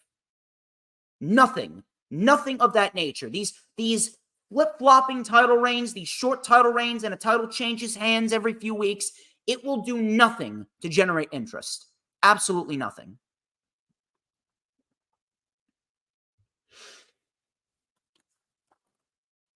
Tony Schiavone. He interviewed Adam Copeland. Adam Copeland praised Tony Schiavone as a great asset for AEW. He talked about Sting and himself having similar neck problems. He says he respects Darby Allin as one of the foundations of the industry. And if you don't see that, you are blind. I agree, Mr. Copeland. He says, he said, am I going to team with Sting and Darby Allin at Full Gear? Out came Christian Cage. Christian then says, I want to paint a little picture here. I am going to retire Sting at Full Gear. And you haven't seen Darby Allin in a while. It's because he's got a gimp arm. I don't need to remind you of your neck problems. I will suggest that you back down from me. And if you don't, I will leave you in a wheelchair. I will leave you in a wheelchair for your girls to wipe the drool off of your face. Luchasaurus, Nick Wayne, give him a little preview. So ultimately, Nick Wayne and Luchasaurus attacked Adam Copeland, which resulted in Sting and Darby Allin coming out. He was going to give him a concerto before Sting and Darby Allin came out. Christian Cage was handling Darby Allin. Copeland was in the corner. He had the crazy eyes. He was mounted in the corner, ready to strike. He speared Christian Cage. Copeland then said, you want to snap my neck? I'm going to beat your ass. It's on, you stupid son of a bitch. Sting, you want a partner? I'm your man. So Full Gear. Full Gear's looking damn good. Full Gear's looking damn good. We got Jay White, MJF for the ring, not the Ring of Honor, the AEW World Heavyweight Championship. We got Adam Copeland, Sting, and Darby Allin versus Christian Cage, Luchasaurus, and Nick Wayne. Orange Cassidy, Jon Moxley, International Championship Part 2. Swerve and Hangman Part 2. Sheeta and Toni Storm for the AEW Women's World Championship. And I believe that that's going to be their rubber match too. I believe that that's going to be their rubber match. So those 5 matches. Then we got the Guns versus MJF and a partner on the Full Gear buy-in for the Ring of Honor World Tag Team Championships. I'm assuming that we're probably going to get Chris Statlander defending the TBS championship. We'll probably get the World Tag Team titles being involved there. Maybe we see the Young Bucks. Maybe the Young Bucks get jealous of Omega, and maybe we see the Young Bucks feud with Omega and Jericho, the Omega Jets. That would be interesting. Tony Khan had his announcement. He announced that tickets will be on sale for AEW All In at Wembley Stadium, and Nigel McGuinness announced a pre-sale for Wembley as well. You could have easily had the commentators done this. Tony Khan was not needed. I'm still waiting on the HBO Max deal. I really don't understand why Tony Khan feels as though he needs to make these announcements just for a very, very minuscule piece of information like ticket sales. They, on WWE, they had Michael Cole and Wade Barrett talk about the pre-sales for WrestleMania. Why couldn't you have just had Excalibur, Taz, and Tony Schiavone talk about the pre-sales for All In? That would have been much more effective. You could have easily done it there, or you could have easily done it in a tweet. Either way, All In's going to see strong pre-sales. It's going to see strong pre-sales, and we're going to get a really, really, really good show. But Tony Khan right here, he's leaving a bad taste in everyone's mouth. And it really goes to show you that Tony Khan, he has really stopped listening in certain aspects. He's becoming a little lazy. He's becoming a little complacent, and he's becoming delusional in which he thinks that everything that he does is great. The previous announcements were cool. I had no problem with the previous announcements. Forbidden Door, no problem. The AEW TBS Championship, no problem. AEW All Access and All In, Wembley Stadium, no problem. All of those announcements required Tony Khan. This announcement did not require Tony Khan. I, honest to God, don't know what he's doing.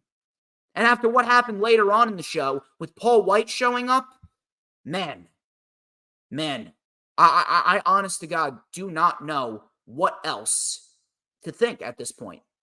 He is really becoming out of touch with his audience right now. He's not living in the 80s, but I mean, you got to do something when it comes down to it all, and the fans do not want to see the same material over and over again. Fans are going to get tired of it. Kenny Omega and Chris Jericho, they took on 2.0. Very basic tag team match. Not to say it was bad, but it was basic. Afterwards, the Don Callis family came out, and he gave them credit for sticking around like cockroaches. He says, maybe this gets finished on the streets. Face the greatest family of all time in a street fight in Ontario, California on Dynamite. So Omega then said, this was about hurting us. We accept, and we got a spot reserved for Kota Ibushi. Chris Jericho then talked about Hobbs annihilating him and says he has a friend who is even bigger than Hobbs. Callis says no one is bigger than Hobbs. Chris says, as big as Hobbs is, he's not a giant. And out came Paul White. He knocked out Kyle Fletcher, and that was it. Now, apparently, Sammy Guevara is still recovering from a concussion. I'm not really sure what is going on. I'm not sure if it's going to be an 8-man tag. I'm not sure if it's going to be a 6-man tag team street fight. I don't know. Because realistically, the only other 8th person in this that makes sense is Sammy Guevara. If Sammy Guevara is not the 4th man on the Don Callis family, I don't know who is. Is Mark Davis okay? Is Mark Davis ready to come back from injury? I don't know. But here's what I will say. If Paul White is just back to be an enforcer, so to speak, if he's just back to be a manager and Ibushi is the one that's going to be wrestling in the match, then you know what? I'll tolerate this. But if Paul White is going to be in the ring wrestling, I mean, oh my God. Can Paul White even move? I honest to God don't understand why Tony Khan would go forth with this. If Chris Jericho pitched this, Tony Khan needs to learn how to say no. He doesn't need to say yes to everyone that pitches him ideas. There are certain ideas that need to be shut down. And as much as Paul White is a respectable talent and a respectable guy, he should not be wrestling in 2023. If he's a manager and he's a bodyguard for Chris Jericho, no problem. But only if he's a bodyguard. If he's wrestling, we got a problem. I guess the best thing about all of this is the fact that it's on Dynamite and it's not on pay-per-view. Because if it was on pay-per-view, we'd have an even bigger problem. Willow Nightingale and Hikaru Shida. This was for the AEW Women's World Championship. You know, this was much better than last week. Much better than last week. And once again, this is the type of talent that Shida should be working with. These are the types of individuals that Shida should be working with. These individuals make Shida's title reign better. However, I don't know why they're running through Shida's challengers oh so quickly. It's almost like Toni Storm is pretty much set in stone to win the title back. If Toni Storm is set in stone to win the title back, then why even give the title to Shida to begin with? Why not just do Toni Storm and Sarray and build up that storyline going into Full Gear? Oh, wait a minute. Yeah, Tony Khan needed to do a title change because he needed to drive up those ratings, which ultimately never came to be. Even though the ratings don't matter, Tony Khan ultimately was at a disadvantage, and he felt pressured to do a title change to try and generate interest on Title Tuesday when they were going up against NXT, and it didn't work out the way that he anticipated. Tony Khan really needs to stop. Really, he needs to stop with all of the flip-flop title changes, and he needs to focus on building some actual intensity and story within these individuals. But the match itself with Willow and Shida, very good. Very good. Willow's great. Shida's great. Much better than last week's matches for Hikaru Shida, that's for sure. So, Willow with an enziguri, spine buster. Crowd was chanting for Willow. Shida with a straight right and a missile drop kick by Willow. Shida hyped up herself and hit a missile drop kick. Shida and Willow were up top.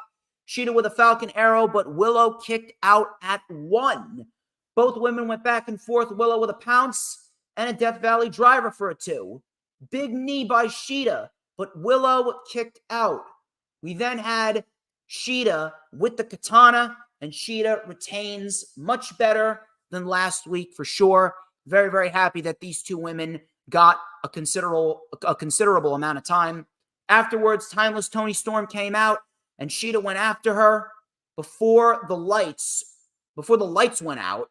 So Shida went after Toni Storm, obviously building towards their match. The lights went out, and Julia Hart was in the ring with Willow Nightingale. Sky Blue, she came out, and she misted Julia Hart. So I'm not sure if this means that Julia Hart's going to be reverting back to where she was before. I hope not, because this character for Julia Hart is actually very good. But I guess we will see how that plays out. That seems to be the only legit story going on in the women's division right now. Bullet Club Gold and MJF. MJF needed to find 3 partners. He ended up choosing the Acclaimed. And the match itself was fine. But in the end, Jay White pinned MJF. He pinned the world champion with a Blade Runner. He pinned the world champion with a Blade Runner clean 1, 2, 3. Now, the outcome was shocking. Do I agree with this? No. No, I don't think MJF should have been pinned at all. Matter of fact, it should have been one of the members of the Acclaimed, so that way we could sell the fact that Bullet Club Gold will inevitably take the trios titles off of the Acclaimed, which they should. But I understand why they did this, but ultimately it's not going to work. The reason why they did this is because they're trying to sell you on the fact that Jay White has a chance of beating MJF, but he doesn't. MJF is going to beat Jay White because he's got multiple people breathing down his neck, and we're headed towards some form of a multi-man match, whether it be an Elimination Chamber style match or a six-pack challenge or what was it, like an Iron Survivor type of challenge, whatever it may be. This ultimately is going to result in MJF retaining. The reason why Jay White won is because they're trying to convince you that Jay White has a chance, but he has no chance. MJF is beating Jay White. Jay White is not the man to beat MJF as we speak. He's not. I like him. Jay White's awesome, but he's not the guy right now. That was Dynamite. That was pretty much Dynamite. And afterwards, MJF engaged in a scissor party with the Acclaimed. That was it. Not all that exciting. A very lackluster episode of Dynamite. I was kind of disappointed. Was it terrible? No. Was it exciting? No. I don't know what Tony Khan has to do, but I'm not going to say that they're going out of business because they're not, but Tony Khan definitely needs to focus more on generating some excitement, especially after last week's excellent show. SmackDown. SmackDown pretty much fell into the same category as AEW Dynamite. I'm not going to say it was a bad show, but it was very, very standard, very formulaic. We did get some good promos. We did get some good wrestling on the show, especially Pretty Deadly versus the Brawling Brutes in the Donnybrook match. That was awesome. So LA Knight came out. He kicked off the show.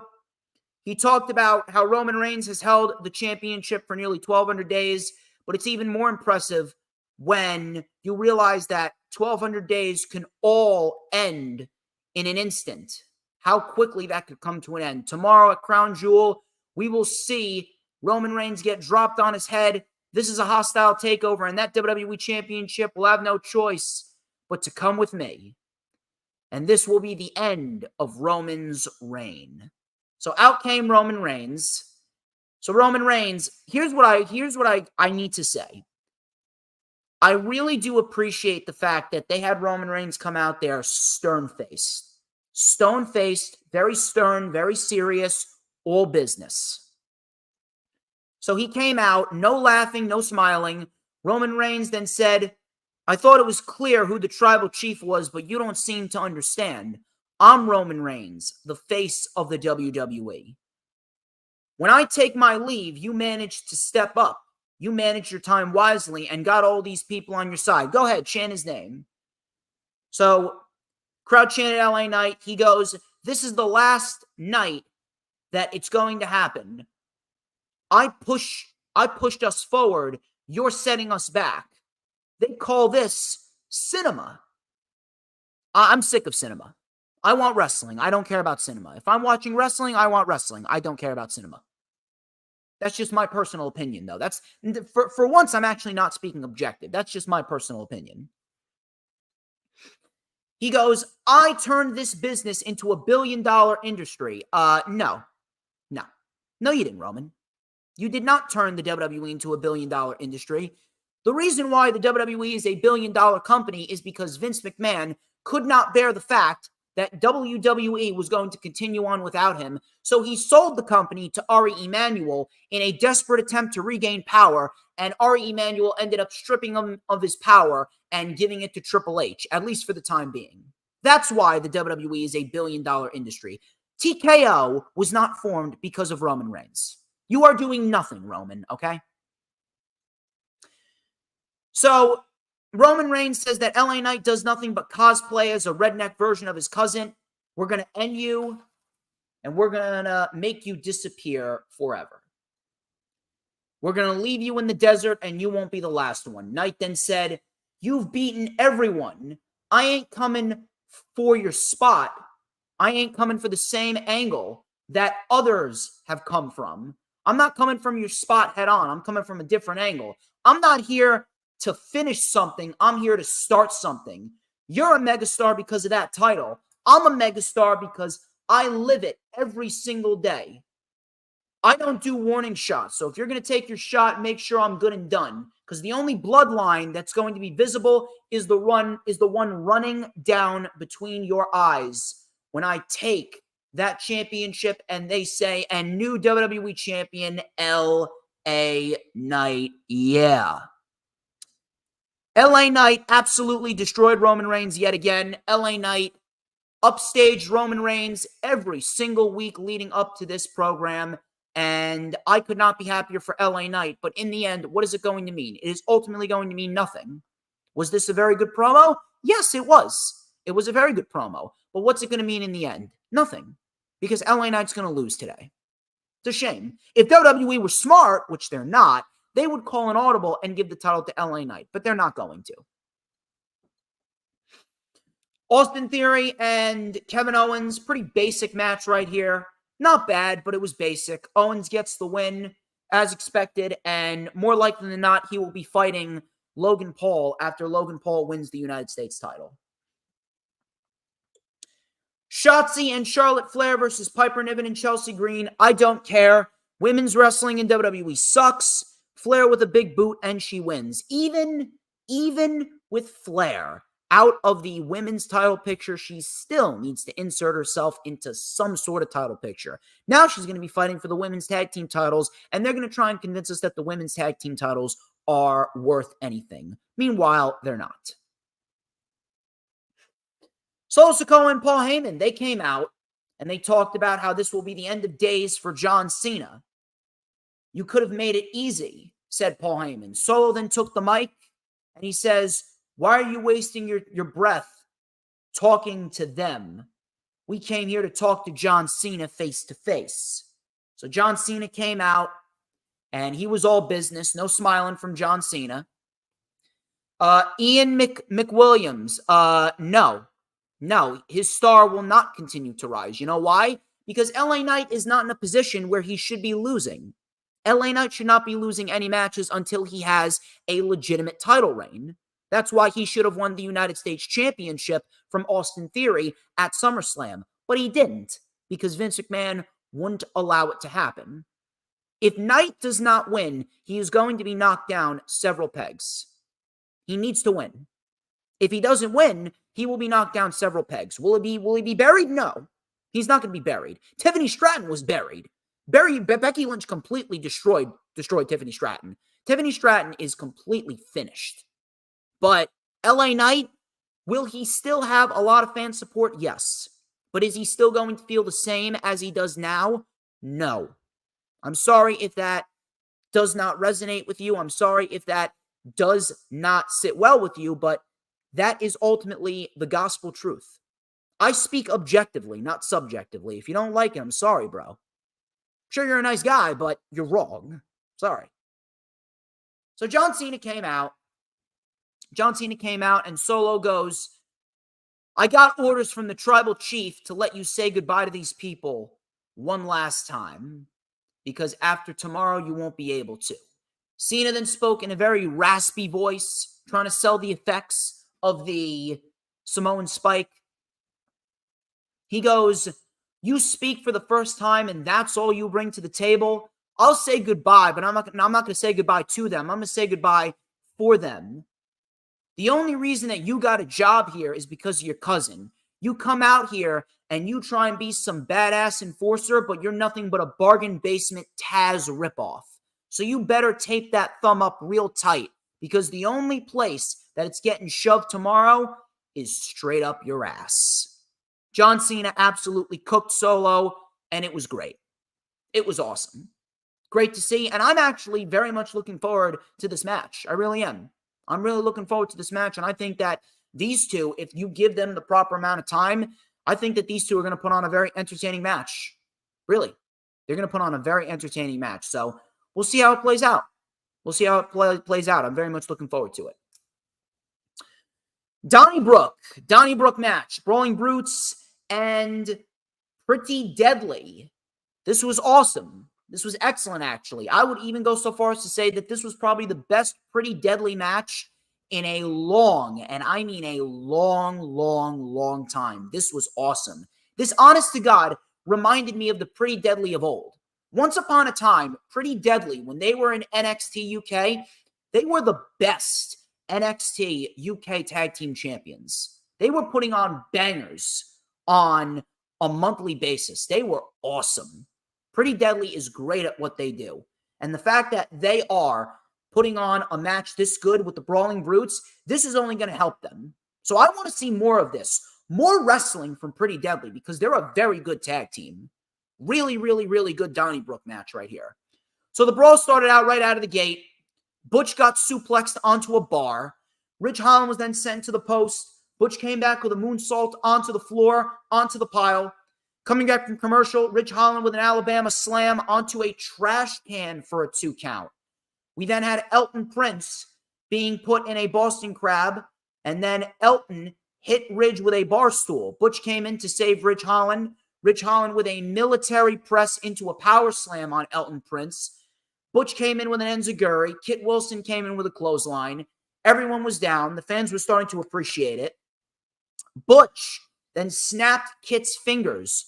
We had a shillelagh right to the face, but Butch kicked out. Ridge Holland then powerbombed Elton Prince through a table. Butch with a bro kick, but Elton Prince kicked out. I thought that was going to be the end. Ridge Holland then got another table, and he was ultimately sent into barrels for his trouble. Pretty Deadly with an avalanche spilt milk. Avalanche spilt milk off the middle rope through the table, and Pretty Deadly wins the Donnybrook match. And it was very, very, very good. I was actually surprised that they allowed Pretty Deadly to go out there and actually wrestle. But you know what? I'm not complaining. We need to see more of this from Pretty Deadly.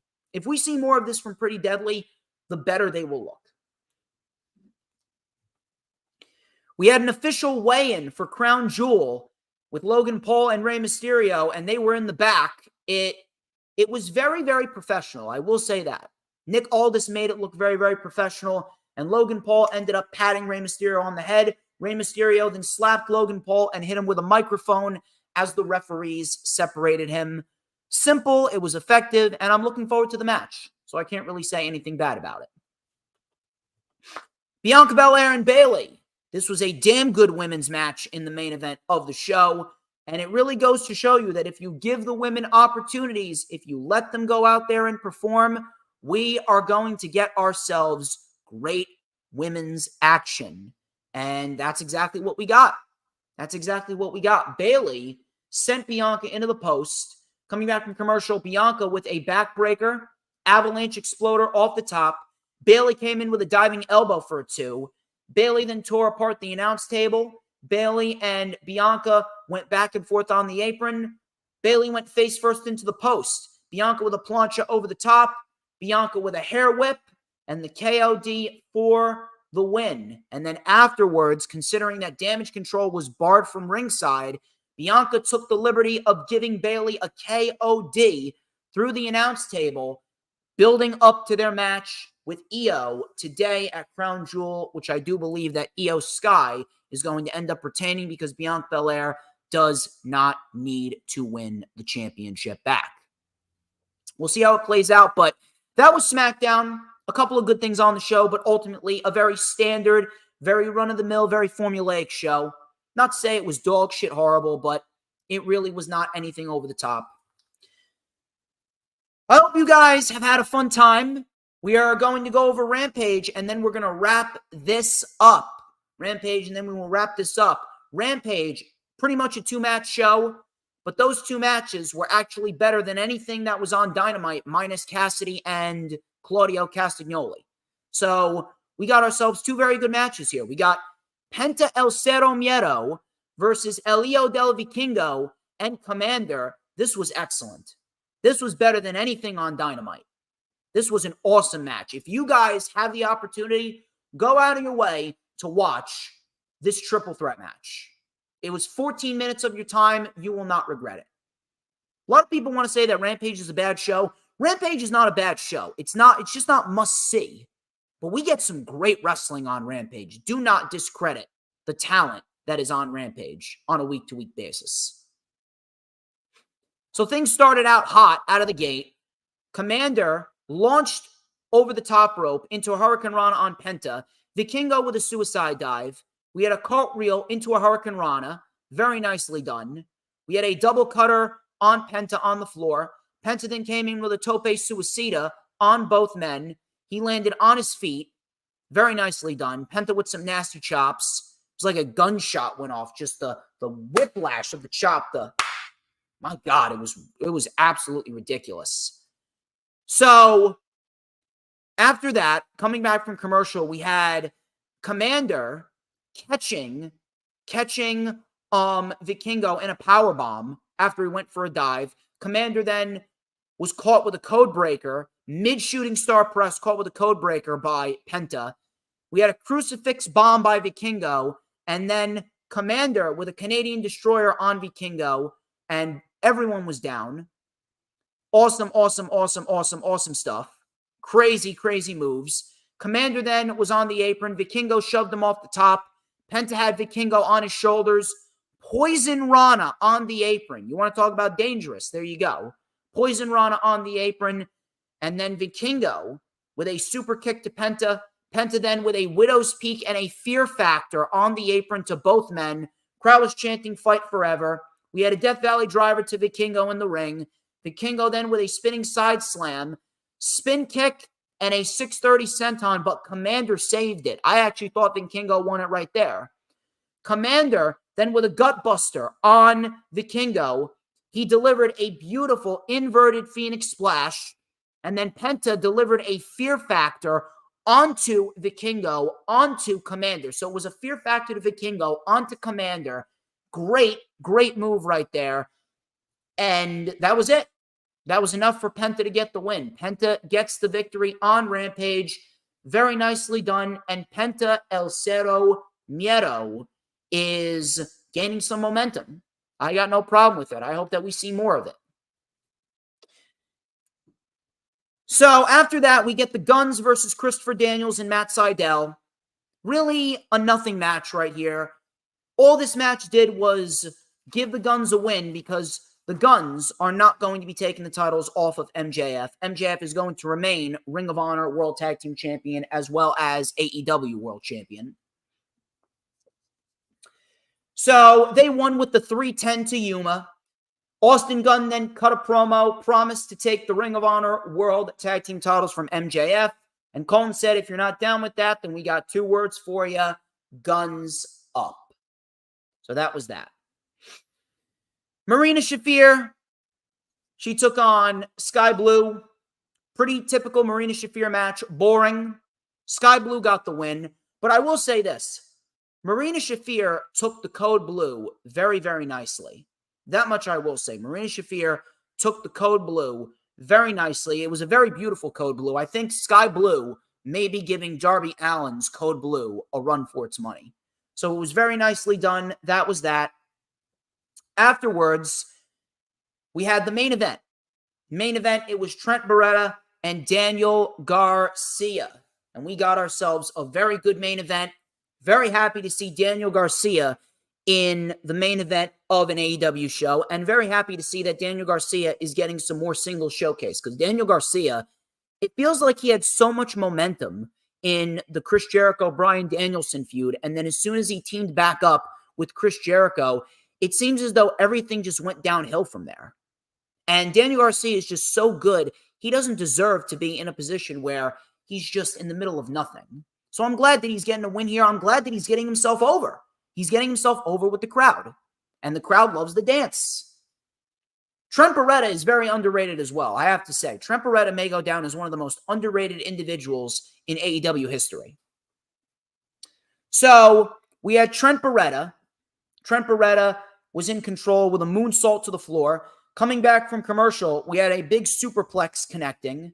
That got a 2. Garcia with a back suplex, double knees in the corner, and a brainbuster. That got a 2 count.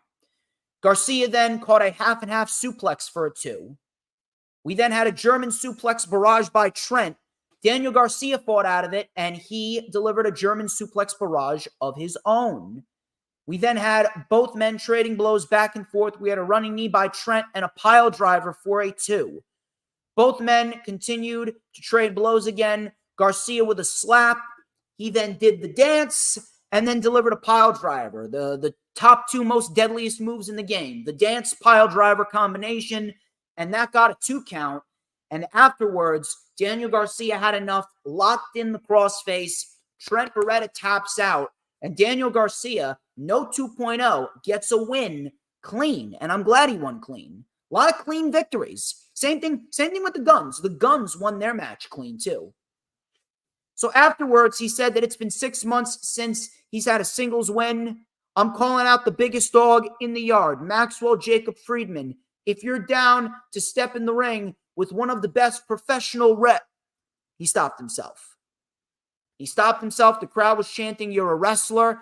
He stopped himself and says, "Sports entertainers in the world, you know where to find me."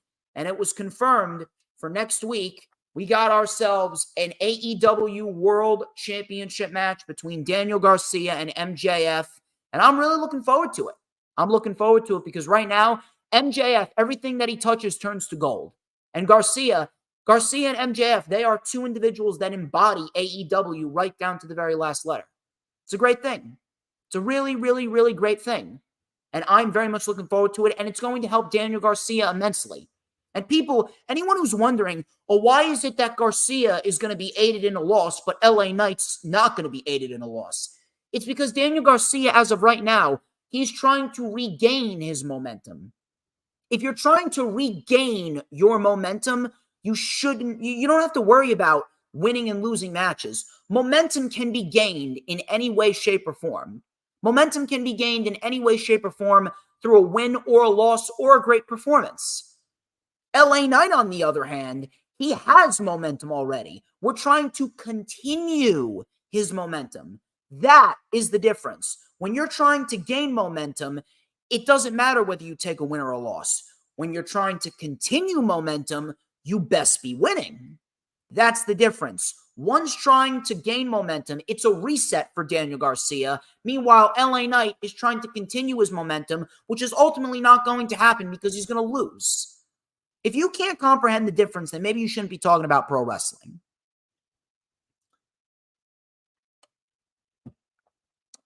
Ladies and gentlemen, that's all I got. That's all I got. We're clocking in just over 2 hours. That is all I got for you, and we are going to wrap it up here. Thank you very much, every single one of you, for tuning on in. Thank you very much to Maria. Thank you very much to Sarah Habka. Thank you very much to Hooligram and Lisa, Super AJ Styles, Nick, and the Final Hoss, and Courtney, and Ian McWilliams. You guys are great.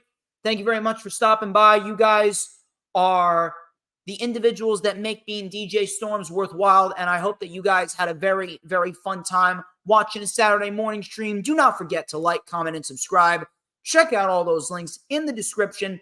Please make sure to check out the rewind for WWE Crown Jewel, which is going to be streaming live tomorrow afternoon, Sunday, tomorrow at 2 p.m. Eastern Time. And then next week, we got ourselves World of Wrestling Episode 3 with Jay Aletto.